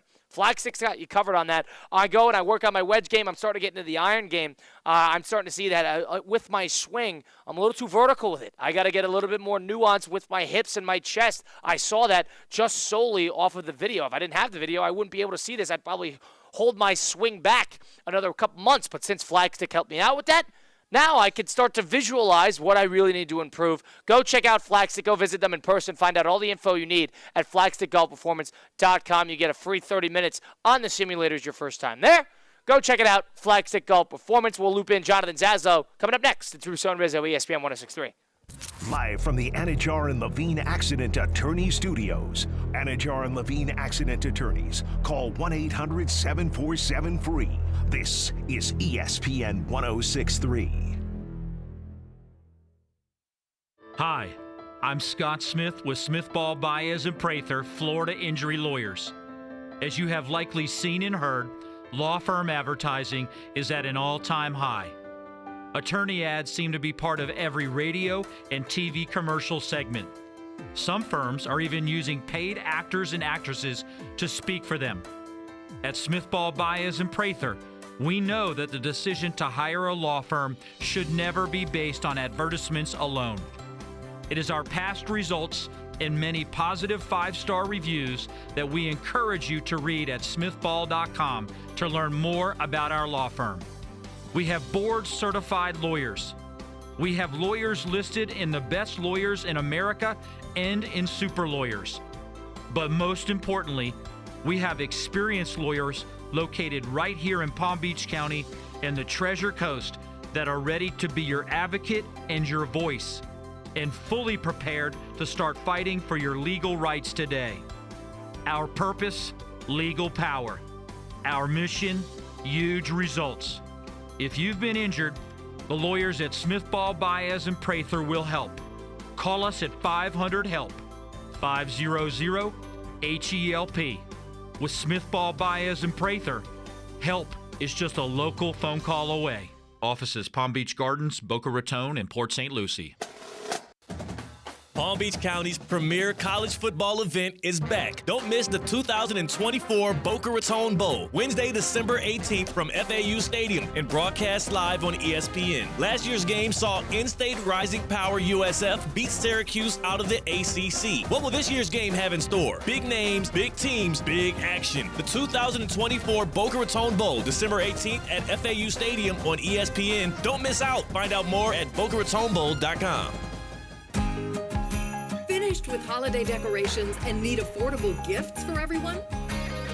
Advanced Discount South Florida Fair tickets are filled with fun and make great gifts. South Florida Fair discount tickets are on sale now at Publix and online at southfloridafair.com. Fair opens January 17th in West Palm Beach.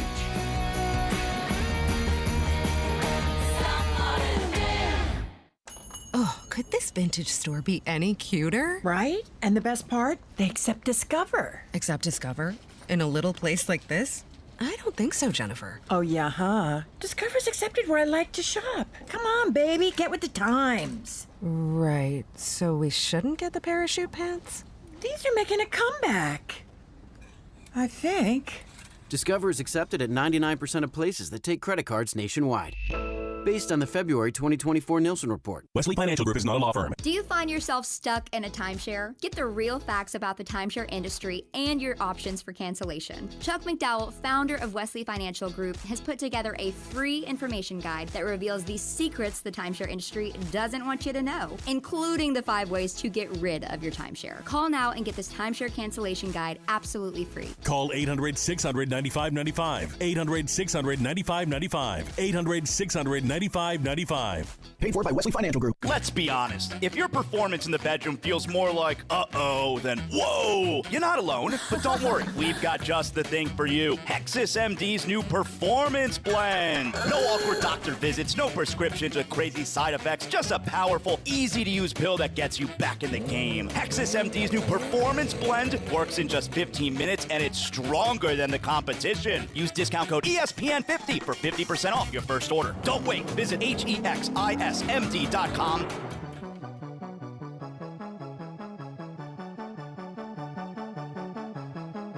Let's get back to the Anajar and Levine Accident Attorney Studios. This is Russo and Rizzo on ESPN 106.3.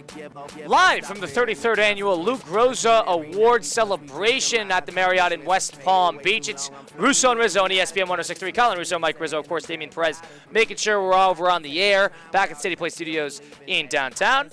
Joined now by the man himself, Mr. Jonathan Zazzo of the Zazzo Show 2.0 and the College Football Tour on ESPN Radio. With the college football playoff set in stone, we know the games, we know when they're going to be played, we know who's going to be playing in them. We take on, and now I'd like to loop in the experts, somebody who went to all these places throughout the year, Mr. Jonathan Zazzo. Zaz, how are we doing today? What's going on? I'm good. Look at you guys. You're looking beautiful, all dapper. You're dressed up. You're wearing your Sunday best. Good for you guys. Yeah, looking pretty solid today. We have to dress up for this event, so have to. We want to dress up for this event. But let's get right to it. Committee did the right thing, did the wrong thing. Did they handle this properly in terms of seeding, getting the right teams into the college football playoff? Yeah, I can't get wrapped up in all the negativity surrounding the committee should have done this. The committee did a terrible job here. This has been, for me, the most exciting college football playoff college football season I've ever experienced. First time ever you got 12 teams in a college football playoff. I can't get all wrapped up in team number 13 or team number 14. One of those are Miami, of course, who did not make the college football playoff. I love everything about this. I think the committee did a great job because we're talking about allowing or not allowing a team that's very flawed to get in with one of those final spots. So I'm not about to sit here and stump for one of those teams, be it Miami or be it Alabama. And I like, obviously, the big story is SMU or Alabama.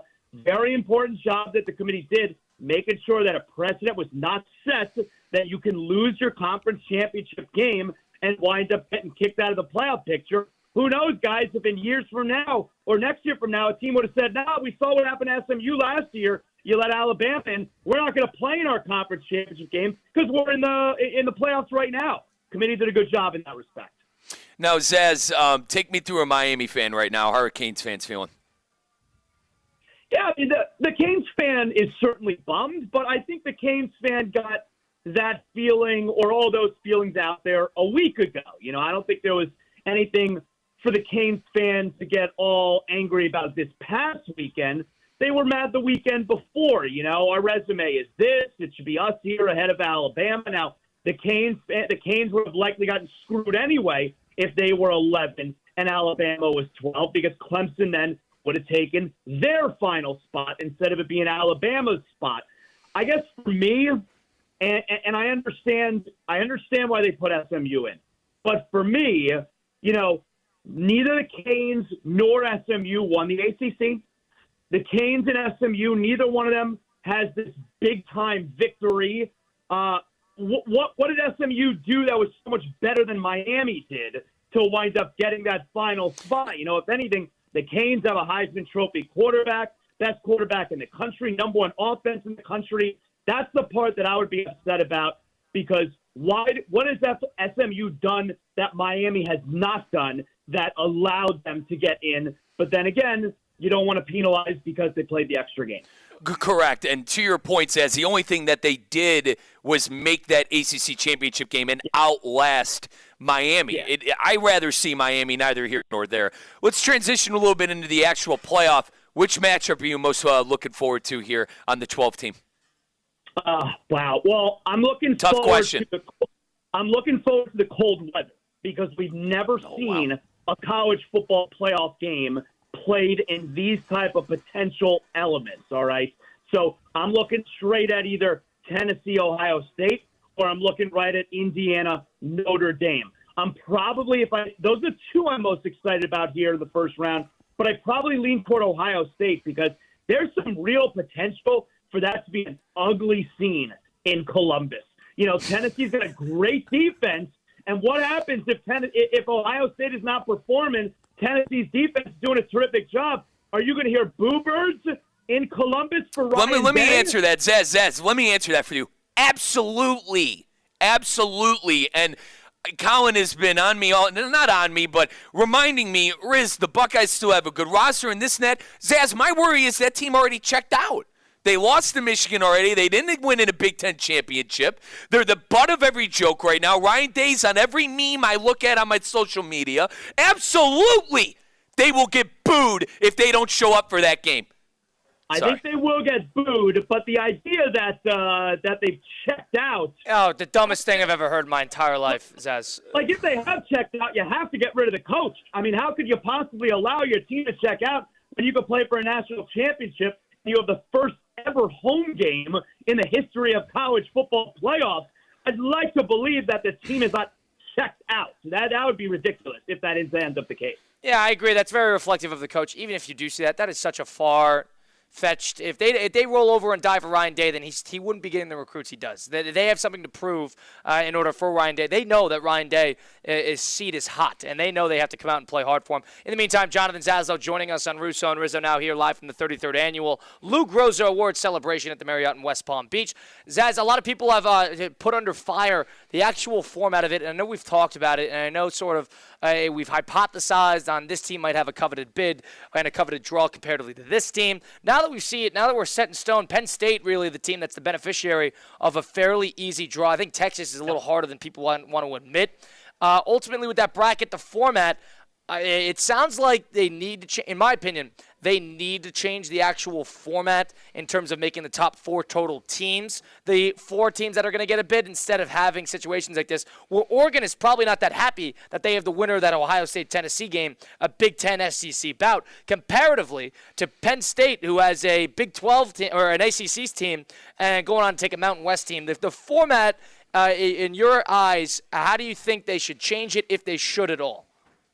I don't think they should change it. Wow. I understand what you're saying, and you look at Penn State where it's like, they got a pretty good draw. You know, they're at home against SMU, and then they would just have to play Boise State. Not that easy necessarily, but great draw for James Franklin and boys. I wouldn't change anything, all right? I think sometimes, and you see this in the NFL, where, hey, take this year, for instance, the Minnesota Vikings are 11-2, one game back of the best record in the NFL, and right now they would be playing a road game in the first round of the playoffs. Weird things happen at some years. You don't have to change the whole format. I mean, look, for instance, you have SMU right now who's playing at Penn State. That could have been Miami playing at Penn State. No one could complain about that if it's Miami at Penn State. And then you look at Boise State. I mean, there are other years where the ACC champion could have or maybe should have been in that spot in other years. And then Boise State, the Mountain West team, would have been the 12 seed, which is what we all thought was going to happen all year long. The 5th conference champion was always supposed to be the first champion outside of the Power 4. Boise wasn't supposed to get one of these buys. It was supposed to be ACC champion that was in the top 4. So I would say this could be, we'll see. You need a little bit of a sample size here. This is just 1 year, but I would think this is one of those quirky years where you get some weird things that happen. I wouldn't change anything. But I understand. I think that they're going to change things. I think they're going to change things. They're going to change things, but I understand the parallel between the Minnesota Vikings, for example. But the Minnesota Vikings don't play every single game in their division. So there's that thing. I understand that they jump around with the scheduling as much. The scheduling is so lopsided in college comparatively to the NFL that certain teams that have great regular seasons in great conferences can still get burned, because they're playing teams that are playing in great conferences and have 2 or 3 losses, and all of a sudden they're put behind the 8 ball. Comparatively, I understand the parallel. It makes sense. It rewards sort of the smaller things in the regular season in college football. But ultimately, to me, since the scheduling, they made it abundantly clear during that selection show, the scheduling is so lopsided.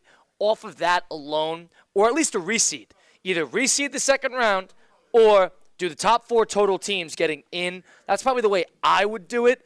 But I understand the NFL parallels. Yeah, the reseeding part is hard because you're already talking about some alumni student body who has to travel to 3 different sites, however many weeks in a row or over how much, time there is. 3 different sites, hotel, airfare, tickets. It's very tough if you don't know exactly where you're going when you're able to see the bracket now and know where the games are. I do think they're going to wind up making changes, especially when it's an SEC team like Alabama that's on the outside. I think there's so much money involved that you're going to wind up seeing changes either in the form of re-ranking or in the form of adding 2 teams. I hope it's not adding 2 teams. I think 12 is a great number. I think we're in a good spot. Zaz, you mentioned Alabama. Were you surprised that a lot of people came to their defense? You know, ESPN's own Kirk Herbstreit, obviously Nick Saban being who he is, who would have thunk. But were you surprised at the amount of outcry that Alabama had to get in over SMU and or the likes of maybe some other teams? No, not at all. I mean, obviously you could take the cynical approach, which is, hey, there's money involved here. There's a bias involved. So maybe you're stumping for your conference, your network, whoever you work for, whatever that is. Certainly with Nick Saban, because of his standing, that's the standing he's always going to have in Tuscaloosa. But I think we also have to be honest. You know, this is a TV show, and you want to have the high-profile teams, the high-profile names. It's like why in the NCAA tournament, I want some of the madness, but I don't want too much madness because I still want the really good teams and I want the really good matchups once we get to, like, the Sweet 16. And I think there's a little bit of that here where, I mean, look, you know what? Why wouldn't you want Alabama in over SMU? They're a major name. They're, you know, it's a major helmet. Everybody identifies with Alabama. Most people don't know who plays for SMU, so I get it. You want the higher profile teams, and it makes sense to me. Zaz, Notre Dame and Indiana. Notre Dame coming in as a 7.5-point favorite according to Hard Rock Bet. I think Indiana's going to be in this game. A lot of people were saying they probably would have rather seen a different game, maybe a different team lined up with Notre Dame at home. Colin and I were talking. We think it's a pretty cool matchup. 2 Indiana teams. The Hoosiers don't have to go far. They're going to have some fans at the game. I think this one's going to be closer than people anticipate. What say you? I think Notre Dame fans could be a little bit disappointed that this was the matchup, thinking, all right, we could have had a team like Alabama or maybe even a team like Georgia if they didn't win the SEC championship, where you get that Southern team that winds up having to come all the way up there. I mean, you guys have seen Notre Dame's Twitter account, like they're tweeting out randomly just pictures of the stadium covered in snow. Like, who wants to play here coming up in the first round of the playoffs? And now you're getting an Indiana team where, yeah, they're probably not going to be as bothered by the cold weather as some other teams. You know, I love the matchup because you're still not quite sure about Indiana. They obviously got killed in the one tough game. And Notre Dame, since playing Northern Illinois, yes, they're smoking everyone, but they haven't really played anyone worth anything since then. So I feel like you got 2 teams here. You're not quite sure how good either one is, even though they each have only 1 loss at this point. So I like the matchup. I think it's the most unpredictable of the games. Zaz, tell us what's going on with Harris. Listen, if you're a big-time poker player like your boy, you want to go over to Harris Pompano Beach Casino. You can make your poker playing hours work for you at Harris Pompano Beach Casinos. No limit. Hold'em, $1 million break to bank. $1 million, guys. Play at any qualifying table to garner 150 hours. That's the key. And then you're going to qualify for the January 29th Break the Bank tournament. There's $250,000 in prizes. Plus, you can win a seat at the World Series Poker Circuit main event. Finish at number 1 for your shot to win $1 million. Play poker at Harris Pompano Beach Casino. Open 24 hours, 7 days a week. Powerline Road, Pompano Beach at the Pomp. Must be 18 or older for poker and simulcast. Must be 21 or older to gamble. If you have a gambling problem, call 1-888-ADMIT-IT. Jonathan Zaslow, the Zaslow Show 2.0, and the College Football Tour on ESPN Radio, joining Russo and Rizzo now. Let's shift to the NFL really quick. Chiefs last night escaped again, 19-17 for the second straight week against a divisional opponent, beating the Chargers last-second field goal, a doink field goal. It's more the same from what it's an every week thing we see with how the Kansas City Chiefs manage to screech out of these games and steal week after week after week and put themselves in a position to win the game towards the end. Are you at the point where, all right, this is going to end up biting them at the wrong spot, or are you on the flip side of things and this is what they do? Is this a chink in the armor Kansas City Chiefs, or Kansas City Chiefs that are almost the ultimate professional at winning? Where are you on what we've seen from the Kansas City Chiefs? I want to say that I think it's going to come back and bite them, that they're going to run out of lives here. You know, a lot of times a team that plays close game after close game, okay, this is going to prepare them for the playoffs, being able to win these close games. They're the 2-time defending Super Bowl champions. They know how to win the close games, all right? This isn't helping them. They've known how to win games. I think it's going to wind up biting them at some point, but here's the thing. They're constantly catching breaks, and they caught another break yesterday outside of their game when Buffalo lost. Buffalo was only one game back, and now Kansas City has a 2-game lead over both Buffalo and Pittsburgh. And that's enormous because now Kansas City is just one step closer to once again having home field advantage and having just to play 2 games at Arrowhead before getting to the Super Bowl. So before yesterday, and you got a Bills team who had the tiebreak, before yesterday, Kansas City was in a spot where maybe they're going to have to play a road game. Now, not as much. So I want to say that I think they're about to get bit, but not if they have the home field advantage once again. Yesterday was a really good day for the Chiefs. Yeah, and another thing, too, is the Bills have the Lions coming up this week. So they're in a lot of danger there, and Lions on a long week. That's not an easy game, so we'll see what happens there. But I completely agree that the Chiefs' magic is entirely too much. Correct. And Zaz, kind of want to flip things over to the NFC side. The NFC West is getting a little crazy. You saw the great game between the Rams and the Bills, Rams squeaking that one out. The Niners, I know, nonetheless, probably out of the wild card picture, maybe could still win the division. Like the Seahawks beating the Cardinals. We took the Cardinals in our punchline picks. Like, Zaz, my question, who's going to win this division? Who's going to win this division and get this home playoff game? Boy, the Cardinals stink, don't they? I mean, oh, my God. I thought they'd play well in that game. Just when you think Kyler Murray and the Cardinals, that they're finally putting some kind of season together, you know, they're in the driver's seat, and now you get the performance over the last few weeks. Boy, they stink. I mean, poor Seattle Kyler. went in You there, feel for him, right? What's that?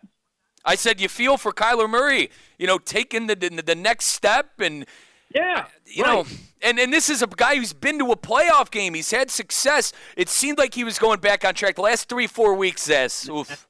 Yeah. You can't rely on that team, and to have that performance in Arizona, very pro-Seattle crowd, to have that performance in Seattle, terrible job out of the Cardinals. But the Rams, I would have to put my money with the Rams. You look back now, that Rams home loss on Monday Night Football to the Dolphins, you look back at that if you're a Rams fan, brutal loss. Terrible loss. The Dolphins at that time were 2 whatever they were. And now you look back and say, if we could just win a home game on Monday night against a struggling Dolphins team, we could be sitting in first place in this division. I still like the Rams. I like the quarterback, obviously. I mean, Buffalo's defense stinks. Still scoring 44 points against anyone is impressive. I like the Rams to wind up winning that division. Yeah. Interesting, and I tend to agree because they already have that game lead with the head-to-head with Seattle. They have them again the last game of the year. That game is going to be that night game on Week 18 that will likely decide a sole playoff spot. That will be that game. Last thing on that, these teams play each other. You know, some have 3 division matchups still to go. Some have 2 division matchups to go. The reason I bring that up is because still a lot of ball left. Like, even San Francisco could make a case for the division. They play the Rams, and they need a whole lot of help. They do, but they still play the Rams, so you never know. They need the Seahawks to lose 3 out of 4. They need to win every game. Just possible, right? I mean, you know, Geno Smith. Listen, I think I'm at the point where we stopped doubting them. They got so much firepower on offense. That Seattle team is underrated, and they didn't even have Kenneth Walker, and Charbonnet comes in there, and he's Eric How about Dickerson. that coach, boys? How about that coach? He's got them together. Because they had that hot start, then they had that skid, and now they're starting to find their tune again. Seattle's a little dangerous because of offensive firepower, but to your point, I think off upside, best coach, they got the best quarterback in that division. I think that with Kupp and Nakua healthy and Kyron Williams, they got a lot of firepower as well. Defense is very stingy, and they're only really good at home. So we'll see what happens there, but I agree. I think the Rams, there's a very capable path for them. Problem is they're very inconsistent. Yeah, and you look at not just the NFC West, you also look at that NFC South, and I feel totally different about, like, the teams all have the same record, but, man, the Falcons, give me a break. 4 in a row, Cousins, absolutely awful. Terrible. I mean, it hasn't been done since 2005, where we're talking about 5 consecutive games, no touchdown passes for the quarterback. He has 8 interceptions in those games. Hasn't been done since Favre in 2005. He's been terrible. You know, if you want to talk about disappointing teams, you look at Monday Night Football tonight. Bengals, Cowboys are certainly up there. I thought the Falcons were going to be a big-time contender. I was dead wrong. They're a big disappointment. I completely agree. Zaz, before we let you go here, tell us about Hexus MD. Yeah, so, look, let's be honest. Some of us guys, all right, maybe our performance in the bedroom ain't so great, all right? But I'm here to tell you, if you're feeling that way, you're not alone, and you don't have to worry because Hexus MD has the new Performance Blend.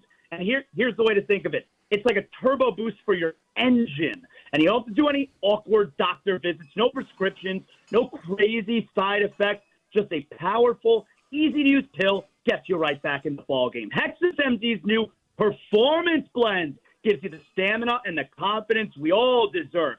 It works in just 15 minutes, stronger than the competition. So don't wait. Visit HexusMD.com. That's HEXISMD.com. You get yourself right back in the game with a little bit of help from Hexus MD. Appreciate it, Zaz, as always. Looking forward to talking next week. I'm in Army Navy this weekend. How about that? You ever been Army Navy? That's Right. We'll see. I mean, Army, they put on a good showing against Tulane in that American Athletic Conference Championship. So we'll see. That's going to be a big of the game. Everybody says it's great, so I'm looking forward to getting your thoughts on that. I think we're doing the show, College Football Tailgate, Saturday morning, 10 a.m. Eastern Time. I think we're doing it from an Army base. So I'll let you guys know. I'm very excited about that. Thanks, guys. Good seeing you. We'll talk next week. Thanks, Zaz. Appreciate it. That's Jonathan Zaslow of the Zaslow Show 2.0. And, of course, the aforementioned college football tour, which will be at Army-Navy this weekend on Saturday. Stay tuned for that. We close out the program, give our Monday Night Football picks next. Stick around. Russo and Rizzo, ESPN 106.3. Live from the Anajar and Levine Accident Attorney Studios. Anajar and Levine Accident Attorneys. Call 1-800-747-FREE. This is ESPN 106.3. Anajar and Levine Accident Attorneys at 1-800-747-FREE, 1-800-747-FREE. Listen, if you were in an accident, car accident, truck accident, slip and fall, trip and fall, injured on the job, workers' comp issues, call Anajar and Levine Accident Attorneys. They will fight for you. They do not get paid unless you get paid, and they will fight to get you the maximum compensation that you know that you deserve. Do not deal with the insurance companies on your own. That's impossible. They make it as such. Anajar and Levine will help you to take back control of your life.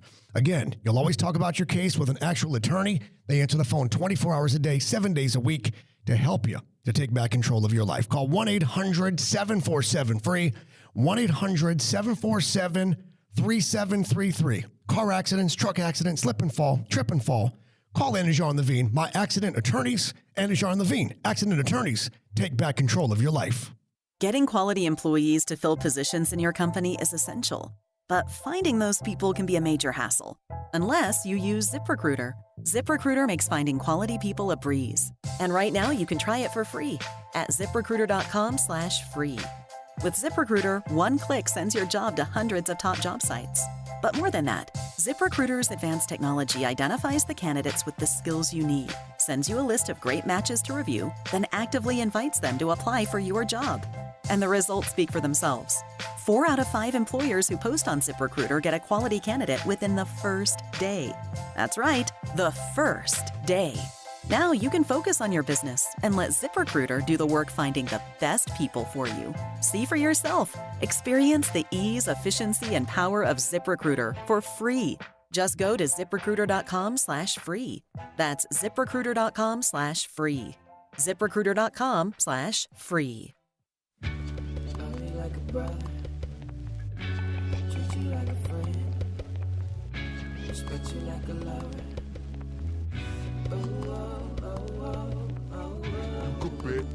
Let's get back to the Anajar and Levine Accident Attorney Studios. This is Russo and Rizzo on ESPN 106.3. A Monday edition of Russo and Rizzo on ESPN 106.3. Colin Russo, Mike Rizzo, Damian Press helping us out on the ones and twos back at the City Place Studios. We're here live at the Marriott in West Palm Beach for the 33rd annual Lou Groza Award celebration, celebrating kickers in the area, high school players in the area. Should be a whole lot of fun. That's coming up just after the show. Stick around as I'll be talking to the 3 Groza Award finalists. It should be a whole lot of fun there because we got Alex Rayner, Ryan Fitzgerald, and Kenneth Almendaris from Louisiana, Florida State, and Kentucky respectively, talking about a little bit of kicking. So we'll be breaking down a little specialist talk. And, of course, the history of the Lou Groza Award celebration. But in the meantime, we got Monday Night Football coming up tonight, and an interesting edition of Monday Night Football between the Bengals and the Cowboys, because you could actually watch it with some Simpsons action. So Mike can tell you all about that. Folks, we have a great Simpsons broadcast, as Colin alluded to. It is called the Simpsons Fun Day Football. ESPN NFL analysts and Simpson enthusiasts Mina Kimes and Dan Orlowski will make their animated telecast debuts as they provide live game analysis, while Drew Carter is set to provide play-by-play. The trio will call the game from ESPN's Bristol's Connecticut studios while simultaneously appearing as Simpsons-inspired versions of themselves within the telecast. We've seen them do a SpongeBob SquarePants one. We've seen them do a Toy Story one. Yeah, Toy Story one was a hit, I've heard. Right. Both of them were. And now here we go, round 3 for the Simpsons. And folks, if you're at home, if you got the TV on while listening to Russo and Rizzo, there's the animation blitz right now going on FXX. It started back at 7 a.m. But if you want to watch some Simpsons, if you're a big Simpson fan, if you want to watch some fun before the broadcast tonight, FXX. It started at 7 a.m. I want to remind everybody, the Simpsons Fun Day Football will be available on linear or all streaming in more than 145 live and/or via replay markets. For more information on the Simpsons Fun Day Football's global reach out can be found, folks, at thesimpsons.com. Also, one more thing, Disney Plus. Disney Plus is where you got to go to watch all this. We're looking forward to the Disney broadcast. Yeah, I'm very curious to see how that will go, because I understand the allure behind the Toy Story and the SpongeBob one, because that is, I guess, something that resonates with children nowadays. The Simpsons was a relevant program about 20 years ago. Right. So if you're trying to reach children, why would you go Simpsons when all of those people that love the Simpsons are 25 years older? That's a 90s program. That's an early 2000s program. I was just a little surprised that was the background they would use for that. Yep. As comparatively to some other big ones. Do like the Inside Out characters. Do something from a Pixar movie that was recent. Frozen would be a big one. The Simpsons, I understand they're relevant. We're excited though. I we're get excited. it. I'm just asking the questions. I'm just curious because the Simpson fan base is in their 30s. They're tuning in. They're buying Disney Plus tonight. Maybe. I understand after the fact, but if you want somebody to tune in live, the Toy Story appeals to the kid.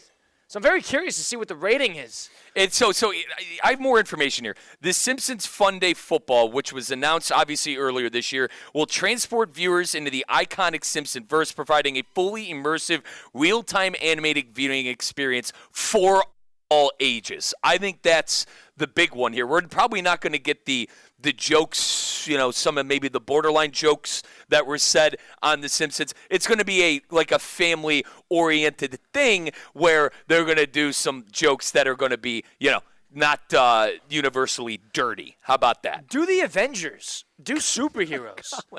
Doesn't that make more sense? I don't know who made that. Now, listen, I'm going to tune in because I'm curious, but I don't know who made that decision to not go the superhero route. Nonetheless, it's Russo and Rizzo on ESPN 106.3, live from the Groza Award celebration at the Marriott in West Palm Beach. As we close out the program, it's time for us to give our Monday Night Football picks. You got the Bengals-Cowboys going on tonight, of course, presented by Hard Rock Bet. What say you? Bengals-Cowboys, two teams that are sort of out of it, and but showed some guts the last couple weeks here. What do we have here? I'm going to go with the Bengals. They're the team, in my opinion, at least on the offensive end, that's not the most banged up. The Cowboys have injuries everywhere. So I'm going to go with the Bengals because of Joe Burrow. I know that doesn't make much sense, folks, because we've seen Burrow throw 5 touchdowns 2 separate times this year and still lose games. If there's a guarantee the Cowboys are going to score some points tonight. Right. But I am going to go with the Bengals. I think Jamar Chase Brown, I think that offense is going to be a little too much. I think Hendrickson gets in on a couple of sacks. But I'm not buying Cooper Rush tonight. Give me the Bengals, Colin. Why not? I give the Cowboys credit, too. They're playing hard. They're getting a little healthier. And that defense is better than what the Bengals have to offer. But you're right. There's a major offensive imbalance between both offenses and the Bengals and the Cowboys. So I'm curious. I guess it's a matter of how much that Cowboy offense can really show up, or if that Bengal defense shows up at all. So this year, we've seen Joe Burrow throw 5 touchdowns 2 times and lose. And then last night, you had Josh Allen, 6 overall touchdowns, 3 through the air, 3 on the ground. First time that's happened. And lose the game. What's going on? First time that's happened in NFL history. What's going on? Yeah, it's Josh Allen has put himself quite an MVP campaign.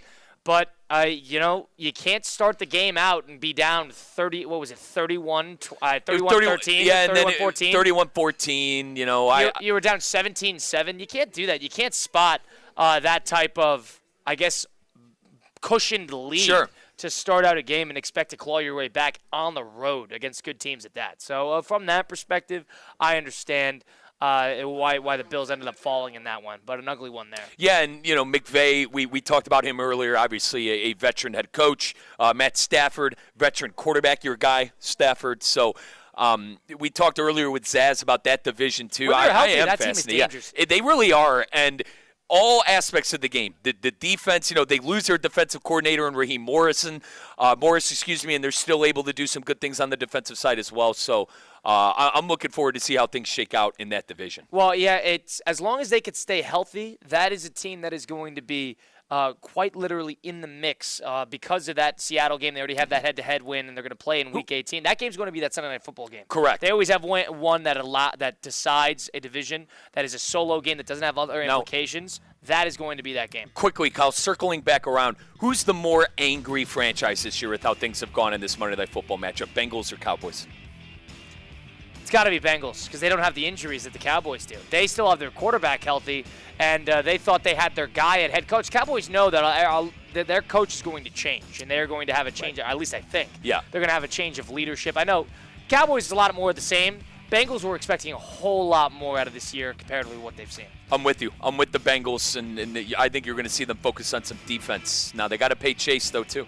Stick around. Right after this, we'll talk to some of the Lou Groza finalists, and it should be a whole fun one. Got you from 6 to 7 there. Big thanks to Damian Press helping us out back at City Play Studios. We'll continue onward, but it's been a Monday edition of Russo and Rizzo on ESPN 106.3.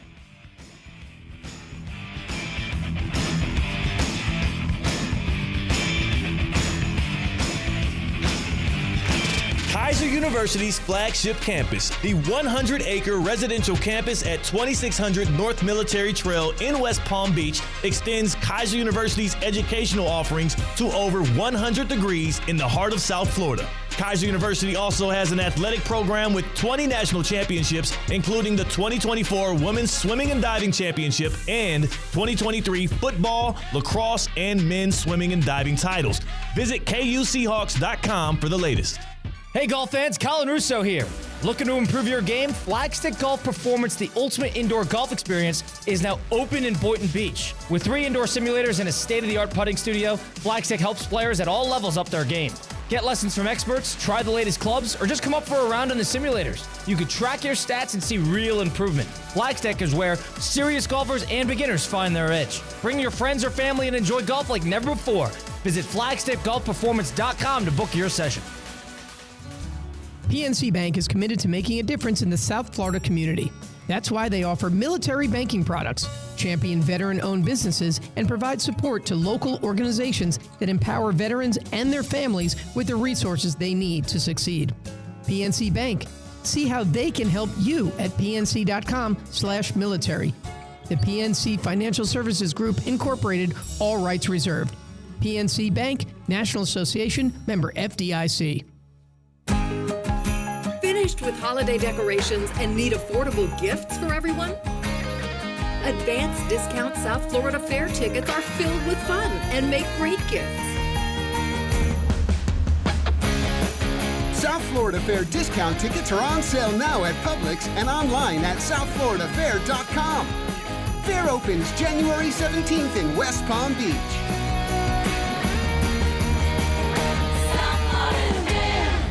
ESPN West Palm and Humana are proud to recognize military veterans within our local community. Our Veteran of the Month is Captain Ronald Williams. Captain Williams served 28 years in the United States Navy. His service was nothing short of extraordinary, with leadership that earned him numerous awards, including meritorious service medals. He also received multiple Navy and Marine Corps Commendation Medals and the Global War on Terrorism Service Medal. Now, as Chief of Staff at the West Palm Beach Veterans Affairs Healthcare System, Captain Williams continues his commitment to serving his fellow veterans. A football fan and passionate supporter of the New York Giants, Captain Williams fondly remembers their 2008 Super Bowl victory when his favorite athlete, Eli Manning, led the game-winning drive. Captain Ronald Williams is the Veteran of the Month, presented by ESPN West Palm and Humana. Good people. It's your boy Theo Dorsey, and let me tell you about Prize Picks. Prize Picks is the best place to get real money sports action. With over 10 million members and billions of dollars in awarded winnings, Prize Picks has made daily fantasy sports accessible to all. You just pick more or less on at least 2 players for a shot to win up to 100 times your cash. Run your game all season long on Prize Picks. Prize Picks now offers Venmo for quick and easy deposits and withdrawals into your account this sports season. Think Justin Jefferson will get more than 83.5 yards next week? How about Lamar Jackson? More than 1.5 touchdowns. Cook up hot takes with your friends